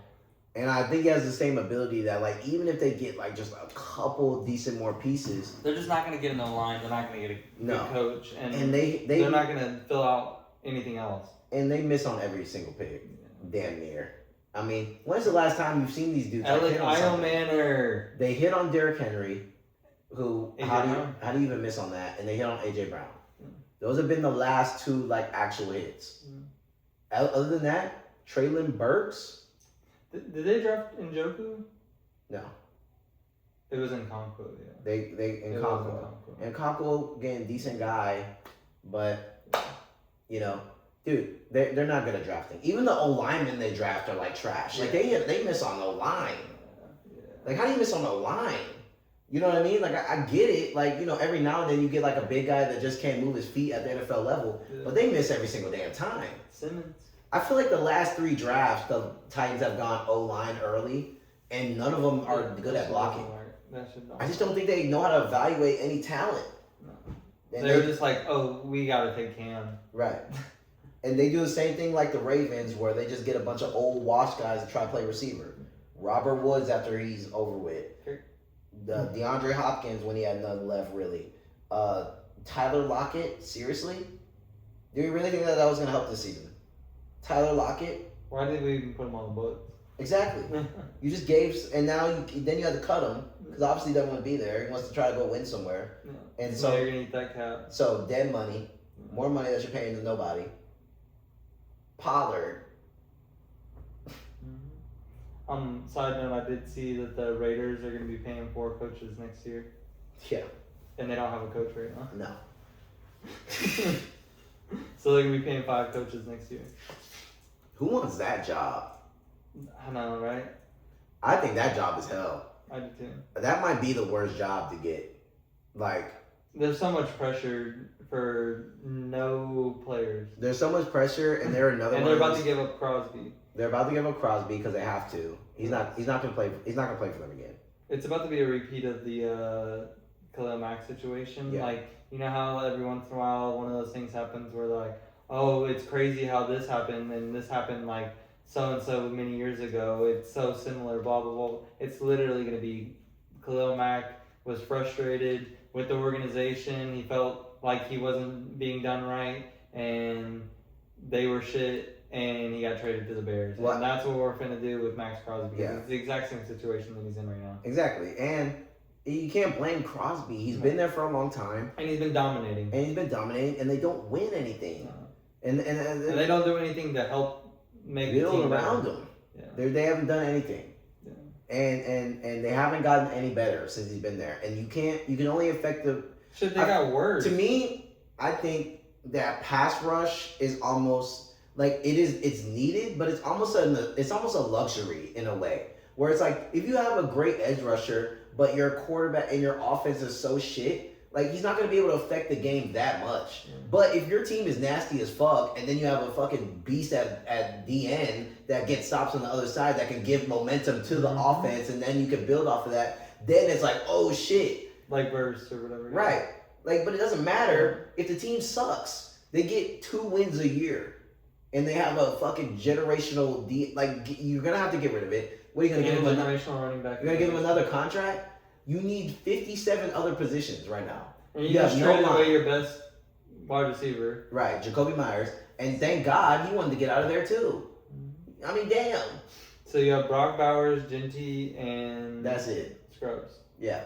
Because everybody else sucks. The line sucks. The rest of the receivers are trash. All the receivers that they have now are trash. All small. Yeah. Like, they don't have one person that can go up and catch a pass. They have nobody above 6 foot other than Bowers. The receivers, Tucker literally looks like... He looks smaller than Bryce Young. And it's crazy because he's the best receiver they have. Exactly. By a good margin. But he can't do nothing because he's getting pressed by, like, niggas that are, like, towering over him, bro. And Genty can't run anywhere because his line literally doesn't block at all. It has nothing to do with Genty. If Genty was on the Texans, if Genty was on Dallas Cowboys, if Genty was on any other team that had even had an average O-line. They If they had a team that had an average O-line, he would be an absolute monster. He probably would be Rookie of the Year. This team can't block worth shit. We've seen multiple Raiders games where this nigga gets the ball and there's 3 people literally in the backfield already. Like it's He's instantly. not gonna go. It's instantly, bro. I think that job is a job from hell.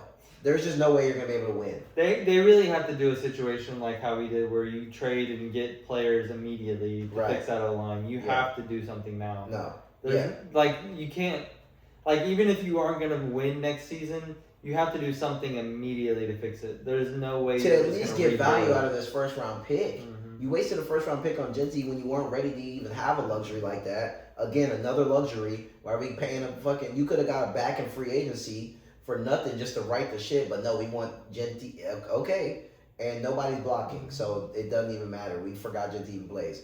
So, and they, like you said, they're gonna have to make a big move and try to Are they gonna fix go this with you? line quick. They gonna have to, bro.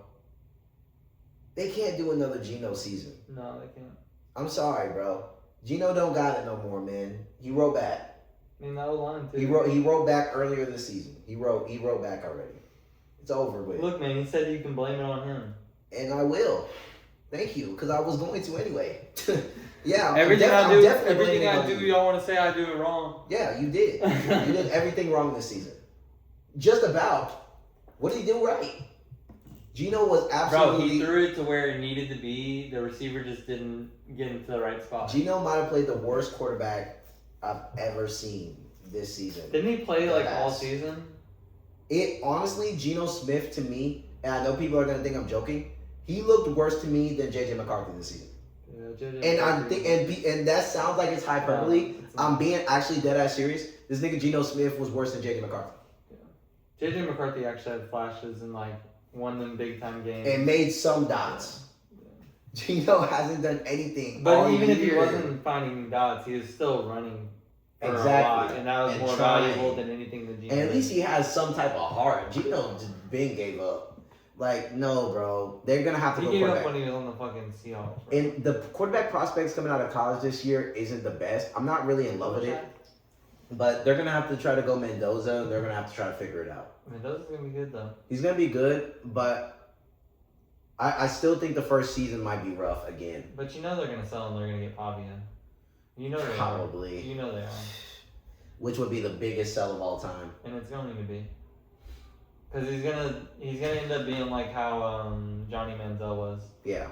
He's not gonna be good in the NFL. No. I don't think. And he's gonna get too absorbed up in the And the lifestyle cameras and the hype, yeah. in Vegas, like And drinking, and yeah, he's gonna be betting every weekend and hanging out with Barstool Sports and shit like at that. the UFC fights, not at practice, Right. watching tape and Him shit. and his Mexican mafia brothers and stuff like that, pulling up to places and cussing people out. Yeah, I already know. I see the writing on the wall. It's He don't Pavia. even have respect for the game. You know what I mean? Like, he ain't gonna be like respecting dudes and stuff like that. Like, he gonna be like how they think Stroud was moving after the big bro. Like, that's literally how this nigga gonna be moving. He literally gonna be moving like, if that nigga win 2 games in the NFL, he gonna be thinking that he's like the MVP. Like, nigga, you are trash. like, thank God they didn't give him that. Clearly, you don't care Heisman. about football and do your homework No. if you play for the Vanderbilt Volunteers or whatever the Yeah. fuck they're called. And But he they're had a great season. Commodores. He had a good season, but yeah, he's gonna be way too in over his head. And there's no way, especially with him, with Mendoza, they're probably gonna suck the first year. The Raiders, They'll be alright though. they're gonna probably be bad the first year though, and it's gonna be some growing pains, just like with Dart and just like with Cam and whatever, Shuck. There's gonna be some growing pains, you know. And then the next year, And they'll then be the the next year, receiver or they'll be whatever. able to, like, you know, free agents will see what they're doing and be like, okay, we'll Yeah. buy into that. Yeah. The first season's gonna be rough, but let's get some O-line. Let's at least get a quarterback in here that can at least make some dots, and let's get at least another receiver in the draft, and let's try to do something. If they get Pavia, they're cooked for the next 10 years. If they get Pavia, they are cooked for the next decade. And they're I going guarantee to. it. And they're going to. It's gonna be 2039, and we're gonna be talking about it again. Like, yeah, this is exactly what we said 10 years ago. They got Pavia, and they actually sold the franchise. The V is for Vegas. Pavia. They're gonna sell. Yeah. If they get Pavia, they're selling. They're going to. And if they get Pavia, then trade Genty now. I would really like if Arizona traded up and tried to get Mendoza. I think he's a perfect fit for them. I do too. And they're gonna get a new coach too. Mm-hmm. They're probably gonna get somebody good too. I feel like Arizona, they finally see that, like, They're just they're really like a piece or two away from like being something serious. I mean, They can be in this mix. They have Marvin, they have Michael Wilson, they have Trey McBride, and James Conner. That's all you need. Yeah. Them three alone, to me, with a good quarterback, can win you games. And Michael Wilson is crazy. They're all lines decent. Decent. And they can trade Kyler Murray and their first round pick to fucking Raiders. Nah, to somebody else though. I mean, maybe though. You know, because I feel like Kyler might not be bad for the Raiders though, low key. He's gonna be bad. He's gonna be bad, but like it might not be like bad overall. Like you get somewhat of a veteran that can write like the shit. 6 wins best. Yeah, but that's better than what we're looking at now. It's not, because they're not gonna get a good draft pick, and that's what they're gonna need if they choose Kyler Murray. Look, Raiders, y'all are in hell, man. I don't know. But somebody's gonna bite. Somebody's gonna bite on Kyler Murray. Someone's gonna bite on Kyler. And I would really like to see Mendoza on Arizona. Yeah. I think it makes so much sense. Cause dude, they're like a decent quarterback and a good, decent back away. Like if realistically, if they got if they figured out a way to trade up and get Mendoza, and then they picked up like a Rashad White in the offseason, playoffs. Wild card. Easily. Wild card. They could be 9-win, 10-win. Yeah, like they have a tough division, but they should be able to beat some other people that aren't in their division, and maybe they split. And they're gonna have the last place schedule too. And they always play. Or not last place, but like what? Last place. 6th place schedule. Yeah, last place in their division, so they're gonna get the last place. Oh, well, yeah. Schedule. Yeah. You know, and they usually play these teams pretty tough, especially the Rams. You know, Rams game usually close. Niner game usually pretty decent. Yeah, if they get a decent quarterback in there, McBride, he's the best right now. Yeah. Michael Wilson, a bam, without playing half the season, clearly wide receiver 1. And Marvin is good. He just needs a Marvin is good. He just needs a quarterback that can actually fucking throw him the ball and can see over the offensive line. Coach. And a good coach that can call up some better plays, because the plays are trash. Yeah. So let's get an offensive mind in here. Let's get Mendoza. They can be in the playoff mix, but the Raiders, they're in hell. I don't even know how you fix this like quick. I just want to see This is like a 3-year project. Cool. I want to see like how the Panthers went up and got their guy. I want to see it. I want to see how like we went up and got our guy with Trubisky. Yes. I think the Raiders low key should probably trade Genty. And yeah, it should be to the Bears. Part of the package with Crosby. Yes, we'll give them every single first round pick that we have for the next fucking 5 years. Give us Crosby and Genty now. You can get them too. Give them to me now. For Sweat, Swift, and like picks. 2 first rounds? Yeah. Oh, cool. 2 first rounds, maybe a second, because you are getting 2 players. Yeah. 2 first, a second, and then those 2 players swap. Because get Genty out of there, bro. They're not going to be able to fix it in time to get no value, bro. And we'll fix it. And backs, you know what I'm saying? They lose value quick. You know, he's a young guy. That's the part that's pissing me off. Yeah, he's a bat, bro. You know, they only have to. They already play around with the bats like they don't matter and stuff. You know, and you know, to be fair, it's like, you know, they need to get going early so they can maximize their potential and things like that. He's like in a Maurice Jones-Drew situation right now. Where like, please don't waste him, bro. Right. And it's like, it looks like that's what they're trying to do. But I think I think for how dog shit this Raiders team is, it's probably in your best interest to trade anything that has any type of value. Right now, Genty still got a lot of value off of that name and off of, you know, that Heisman contention and stuff like that. I think you try to get rid of Crosby, which they are, because there's no choice. He's not going to play for them again. And I think you try to get rid of anything else that has value. I think you try to get rid of Genty. And maybe only one you hold on to is Bowers. That's it. Everybody else needs to go, and you need to figure it out. Because you need picks, and you need assets, and they have nothing. Chill, they just got some picks for Jacoby. They have nothing. And what do the Jets do? Nothing. That's true. Their GM. What pick are they? 2? I think they're pick 2 though. Yeah. So they could be Mendoza. But if Mendoza goes there, they're cooked. He's cooked. He's cooked. That's what I mean. Like, he's not gonna be able to cook on the Jets. Not with Aaron Glenn. Yeah. Or that team. I mean, they still have Garrett Wilson. Brees Hall's probably not gonna Brees Hall's gone. Brees Hall's gone. He could though. He could, but He seems like the type to like want to ride it out. Yeah, like if he's gonna be like, Garrett, I feel bad, man. I'll stay. Fuck it. You know, Brees is. I know, but if I'm Brees, I'm gonna be like, look, brother, fuck that. I love you, man. I'm out. I love you, man. We've had some good moments, but come on, bro. Yeah, you know I can't stay. He's a bat too. Garrett Wilson can play way longer than Brees Hall can play. Yeah. He's taking all these hits and poundings and stuff like that. I'm out of there, bro. Yeah. And I'm going somewhere I can compete. Nowhere soon. But at the same way where Brees Hall is like this kind of brotherly guy and he kind of stick it out. You saw in some of them interviews at the end, he wasn't feeling it, bro. He was like, look, he's tired of losing. Man. He's like, man, this losing stuff, it ain't. I've done this every year. He's ready to go somewhere and try to actually ball out and compete somewhere, and go. Because this playing on the Jets and being out of contention by November is ridiculous to me. You know, I wouldn't want to be a part of it. Garrett Wilson signed the contract. That's his ordeal. You know, I'm getting out of there. Poor guy. You know, who's number one? Raiders. I think so. I mean, I think they're both tied at 2 wins, right? Mm-hmm. God, these teams are. Oh, it's so sad, man. Yeah. And the people were really putting the Saints in the same conversation. Nah, they're not in the same conversation. And that's what I'm saying. Like, the Giants aren't even in the same conversation either. No, not at all. And that's what I'm saying. And neither are the Cardinals, really. That's what I'm saying. Yeah. Well, that was like earlier where I'm like, there's probably like 4 teams that are like really hot ass.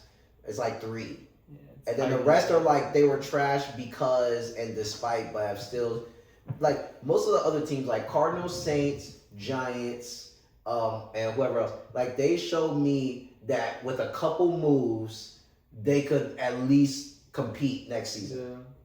They've shown me that they could at least be competitive in some type of situation. Yeah. The Raiders and Jets, specifically those two, have shown nothing to me. And the rosters are awful, and the situations are awful, and they have nothing. Like, the Falcons were bad. The Falcons are bad. But they still have. But they have Bijan Robinson and Drake London and Kyle Pitts. Mm-hmm. So if you figure like if you make a couple tweaks, you know what I mean? Like, a lot of these other teams, you need a couple tweaks. Raiders, oh my God, you need to like jack the car up and get under the hood. You gotta change the brakes. Gotta change the oil. Gotta change the wiper fluid. Gotta change the glove box out. You need a new axle. Yeah, man, it's over with. New air freshener and all that. Yeah, because we got some stinky shit going on over there. That shit is bad. Tom Brady. Last thing I kind of wanted to talk about to get it off of sports. I don't know how long we've gone, but Stranger Things finale. Last season of Stranger Things. Look, man. It was a good season. Yeah. I enjoyed it. I enjoyed Stranger Things the first watch. I watched it all the way through. I enjoyed it. The show's so good. It's so good, and I think at the end, for me, when I watched it before I saw like people's reactions, I mean, there was times where I'm like about to tear up. Right. Elle disappears and all this kind of stuff. Even when the other chick got killed, and I'm like, damn, like there was a lot of heavy moments at the end where you're like, damn. And there was a couple, cheesy parts that they had thrown in there, like Will coming out, and that was kind of dragged out a little bit. And, I think they could have made the boss fight a little bit more action-packed, per se. And they could have, instead of the end part of the thing being like an hour, where they're graduating and all the feel good, I think they could have extended the final fight out a little bit. They still couldn't. They could have still keep it the same where everybody survives. I just think if you add a couple demodogs and make it harder for them to actually get to it, and then make it some conflict, maybe someone gets a big injury and things like they could have dragged that fight out a little bit more. Have an actual fight. Yeah. And then same result. Everybody makes it. Blah blah blah. They're the good guys. We get it. It's science fiction. No, nobody needs to die. But same thing, and then make the feel good a little bit shorter. I think it would have been perfect, but I still thought on first watch that it was good. And then, and I like the controversy with it at the end on like the Elle die, and then and now they're saying there might be some like secret like 9th episode or something like that might come out. I don't know. It's Mickey, but I thought it was a good season. Yeah, You know? I thought it was good too. I think the thing with the ending is that it was good and the show is great. Right. And I feel like it needed a great ending. Mm-hmm. And it's not that it left a sour taste in my mouth, but it's like slightly bitter. It's like when you eat too much pineapple. Like it was good, but like now my tongue kind of fucking hurts. Like, all right, bro. Like it was sweet. Like now the top of my mouth feel a little itchy. Right. right. Like, damn, not when I brush my teeth it's gonna fucking hurt. Like, now when I'm drinking water, it kind of tastes funny. Like, I don't know, like fucked up my fucking tongue senses or something. Like, yeah, they really needed something more with that fight.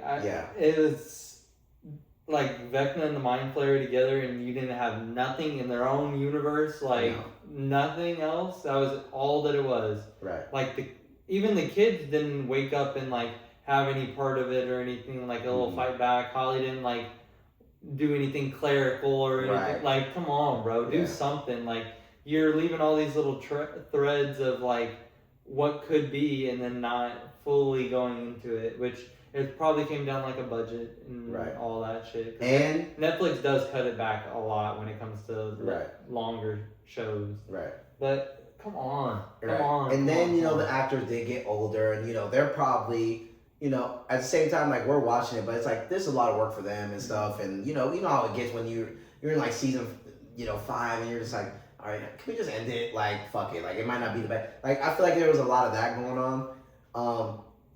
But, again, I do feel like they could have made just a little bit. And I feel like even though it is sci-fi, and even though it's like, it's fiction, right? Like, obviously it doesn't make sense. Like, this whole situation obviously isn't possible. Right. We get it. Allegedly. But at the same time, I think that you have to, I mean, this is a fucking Godzilla size spider, and these niggas are slingshotting rocks at it, and it's like fucking up. Like, that could have been something where it's like, maybe they start with that, like they have all the flares and stuff, and they start with that, and they're like, not enough. Oh, that's not gonna work. We gotta find another way, and then they end up like, figuring it out through mistakes and through trials and stuff like that. Like, or like having trouble timing up like L fighting and then fighting at the same time. Right. Like them going back and forth and like struggling hard because they had like a little bit of it, but it was more like L couldn't kill him and push him onto the stake, and then the kids like finish it off on the Mind Flayer, and then it lets him finish. Like, it's not quite the same kind of power struggle of like, I'm fighting you mentally and they're fighting outside too. It was more like, I'm there. Right. Let's fight. And I would have loved, like, because I know Elle was like kind of there at the end too. Like, what if the big spider shit just fucking flicked the fuck out of like Elle? Like, didn't kill her, but just ding, like, you know what I'm saying? Just like took her to the side where it's like, oh, Elle's down. Now we really need Will to step up, and he's gonna have to take his shit to another level. Because now not only he's gonna have to control this, and he's gonna have to like you know what I'm saying? Like I feel like a lot of this stuff they could have did into it. And then when they asked like the creators, they're kind of like, oh yeah, like Vecna just didn't know that the dogs like that they were gonna show up. But it's like, dude, the whole thing was gearing up to this final fight. They already saw. They're not anywhere near that. He doesn't have a fucking playpen. Like, yeah, like I mean, like, what do you mean? Like, they just didn't expect. I mean, if he doesn't have like a sentry gun. If this is the world, right? Like, as soon as you go into the world, these motherfuckers should just be around. Like, you know what I'm saying? Not one flying. Right. Like, they should just be around, like walk around, even if they're like licking from a pond or something like that. But it's like as soon as they bust through,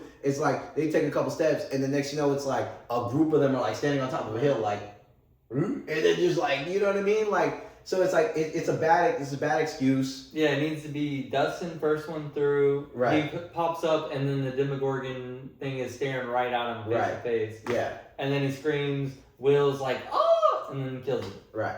All right. And then done. That's the first one. Right. And then there's none close by, and then they start sneaking up a little bit closer. They see the big thing, and then there's see a like wave of them. Right, that are running up, and now they got to use the rifles and the guns and the flares to kill them off. Now by the time it's the same setup, right? And then by the time they get to the main boss, now since they used all their ammunition, now they're like they go to shoot.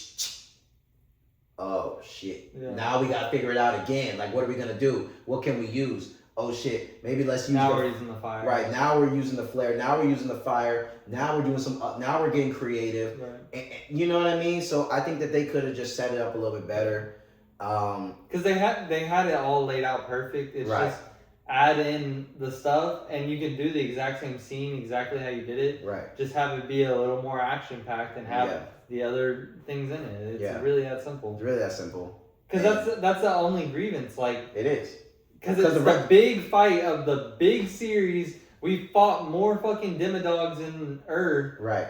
And in the Upside Down. Right. But we're not doing it in the fucking other universe? Come on. And then people are like, oh, well, you're trying to make it make sense, like, compared to the real world. It's like, we're not, though. We're trying to make it make sense compared to what they've already shown us earlier. Like, earlier in this season of Stranger Things, the Demodogs are running in the clinic when they were running around, right? And the dudes are when they were at the military base, right, with all the kids, when they were trying to go underground and shit. And the dogs showed up. There was a bunch of them. There was a bunch of them. And they had a whole military unit with rifles shooting these niggas, and they were eating them. Yeah. The dogs were eating them.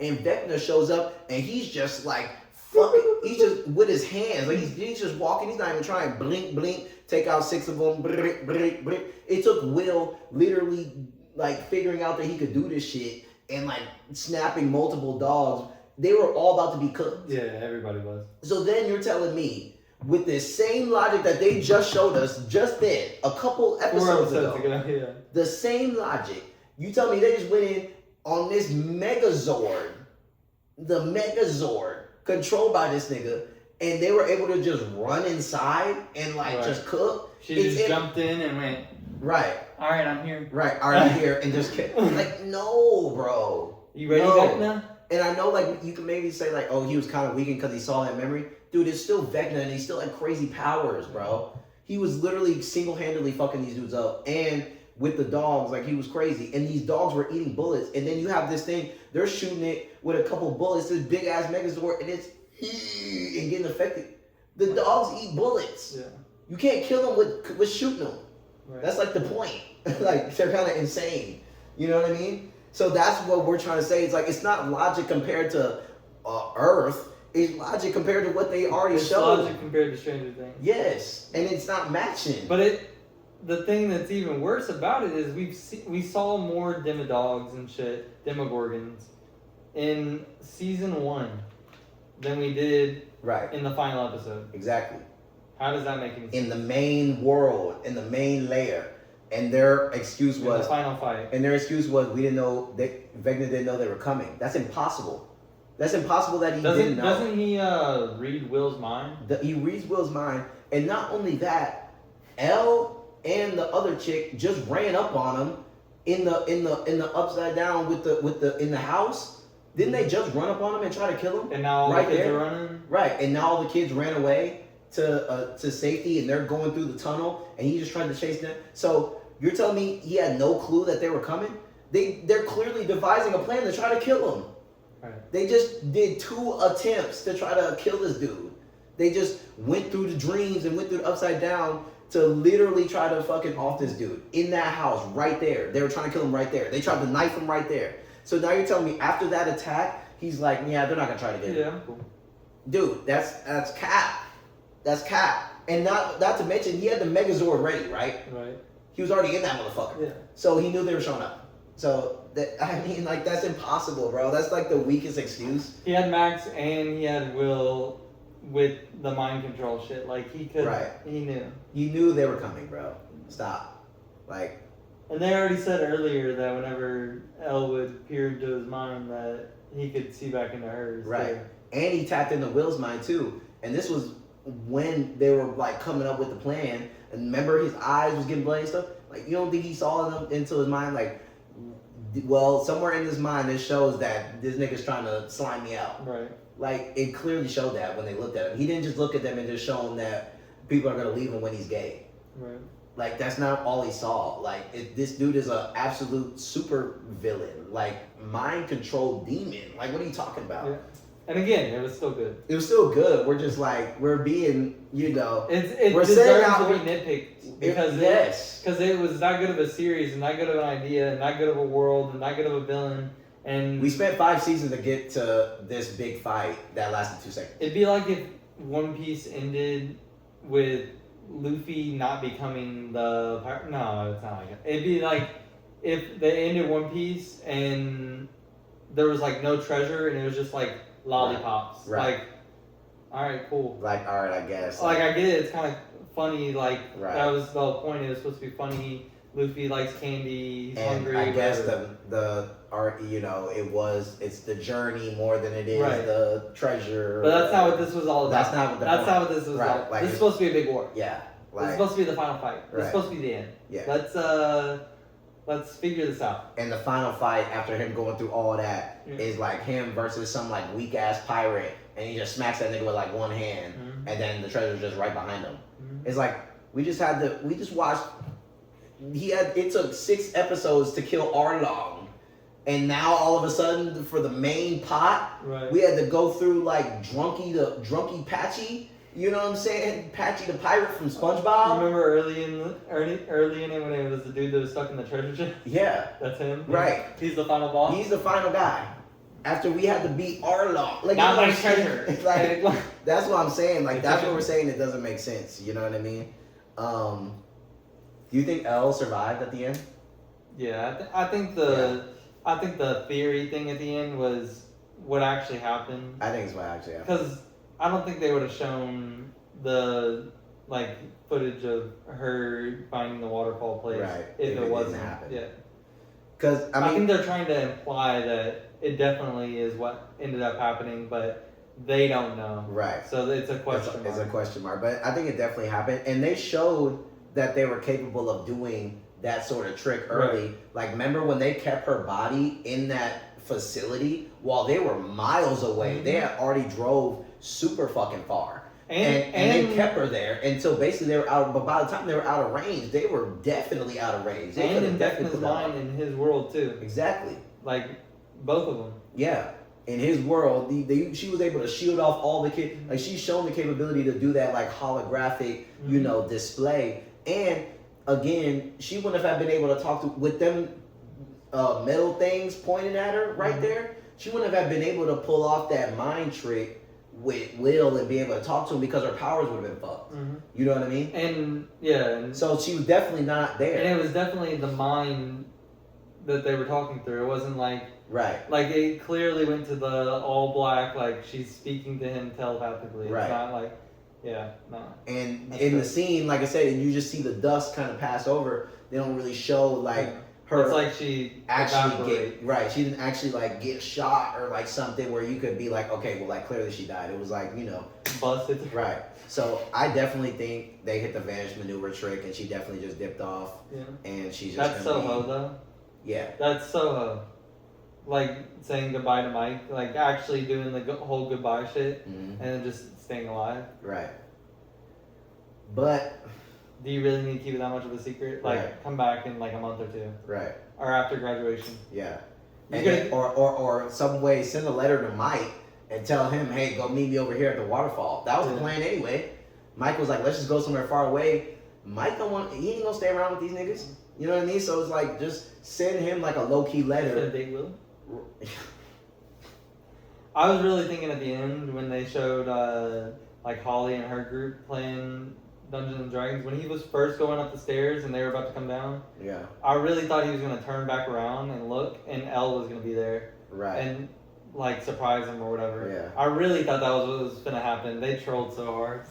I think that Elle needs to get in contact with him, and he just needs to go over to the waterfall shit. Yeah. And then they just meet with. and then they just don't speak. Like, both of them just stay off the radar. You don't get cute. You don't try to start, making a YouTube video. Like, just stay in the Just put sausage on buns. and keep it low key. stay in the hut. Ugly. In the bungalow. But nah, I thought Stranger Things was good. I mean, I still think Okay. the whole series wasn't amazing. Yeah. They could have landed the plane a little bit smoother, but It's still like Game of Thrones level though, yeah. to be honest. Nah, Game of Thrones on it. I'll put Game of Thrones a little bit higher on the tier list. Yeah. Like, I'd say Game of Fair. Thrones is like S. I would put Stranger Things at A. I feel like they went the same trajectory though. Like, because the ending in Game of Thrones wasn't that great either. no, Because I didn't like the the Game of last Thrones like ending. couple seasons. Yeah, last couple seasons was a whole lot of like The beginning was really good, but it was kind of hard to get in, and then Right. the middle was like awesome. the as middle fuck. was what got you. Yeah. But that last season, because it took them so long to go from like gathering everybody up to go all the way over there, and then to go fucking, you know, they put the fire on the town. Like I feel like that was kind of drag. And then the ending of like we finally got it, then we killed her, and then like that's it. But Like, that's why I feel like Stranger Things is on the same par. 'Cause okay. Game of Thrones is a little drawn out in general. Like the Right. whole show is kind of like it is really good, but it is a lot of like how you would describe One Piece. Like Yeah. it's a lot to invest in. Yeah. And Stranger Things, it's a lot of episodes, but there's not a whole lot to get invested in. It's like Right. It's quick. It's every quick. episode has like 6 or 7 plot points that they're hitting, and they're gonna hit them just right, and it's just gonna It's be like a One perfect Piece ride right versus Demon Slayer. Right. Exactly. Right. Exactly. Both S tier, but just it's a different vibe. Yeah. I think the peak. Except Demon Slayer ending is gonna go stupidly crazy. And Yeah. Never missing. No, I think the peak of Game of Thrones felt a little bit higher, is what I was saying. Right. Like I felt like I was actually in that time period. It's a better show for sure, just Yeah. because they have so much like not fluff, but it's fluff because it's so much important shit that's in the world Right. and shit. And Stranger Things kind of like glossed over a lot of stuff. Right, and left it up to determination. Right. Which is cool because And it it can create talking points. And there's not like plot holes and shit because it all No. kind of like They cover everything. yeah, it's Yeah. like loosely covered over, and then in Game of Thrones, everything is completely covered. So Right. like you're good. Yeah. Like if you want to go talk about Game of Thrones for college profession, like you can Right. go do that. Right. Like there's so much fucking deep knowledge to go into. Yeah.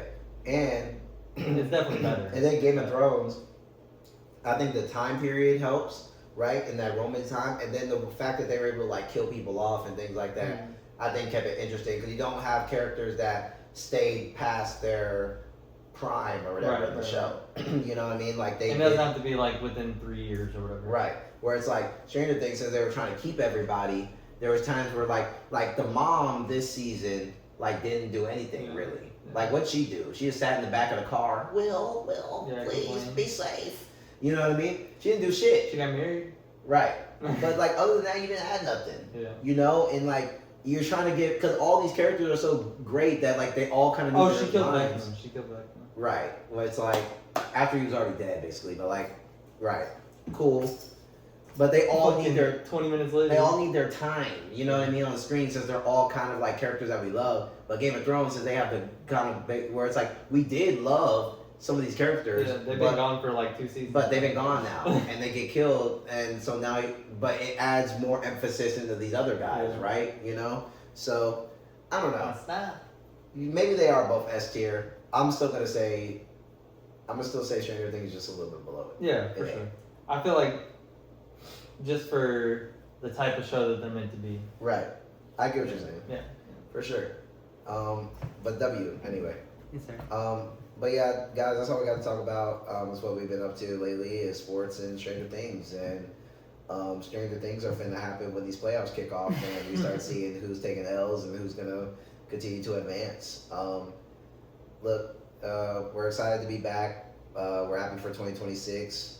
We're happy to always be talking sports and talking different stuff and just, you know, having fun and sharing the moments with y'all guys. And look, we're ready for the playoffs. We're ready to see how it plays off, and we're excited to see how basketball plays out. Trae Young might get traded. I got a notification about that earlier, so we'll keep up with that. The Winter Classic's about to happen, Winter Olympics. So, look, man, it's a World Cups are in the corner too. World Cup.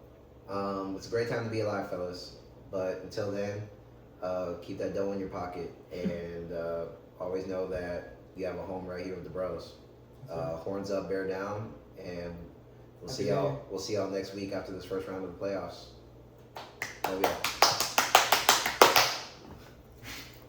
Play Kate Bush.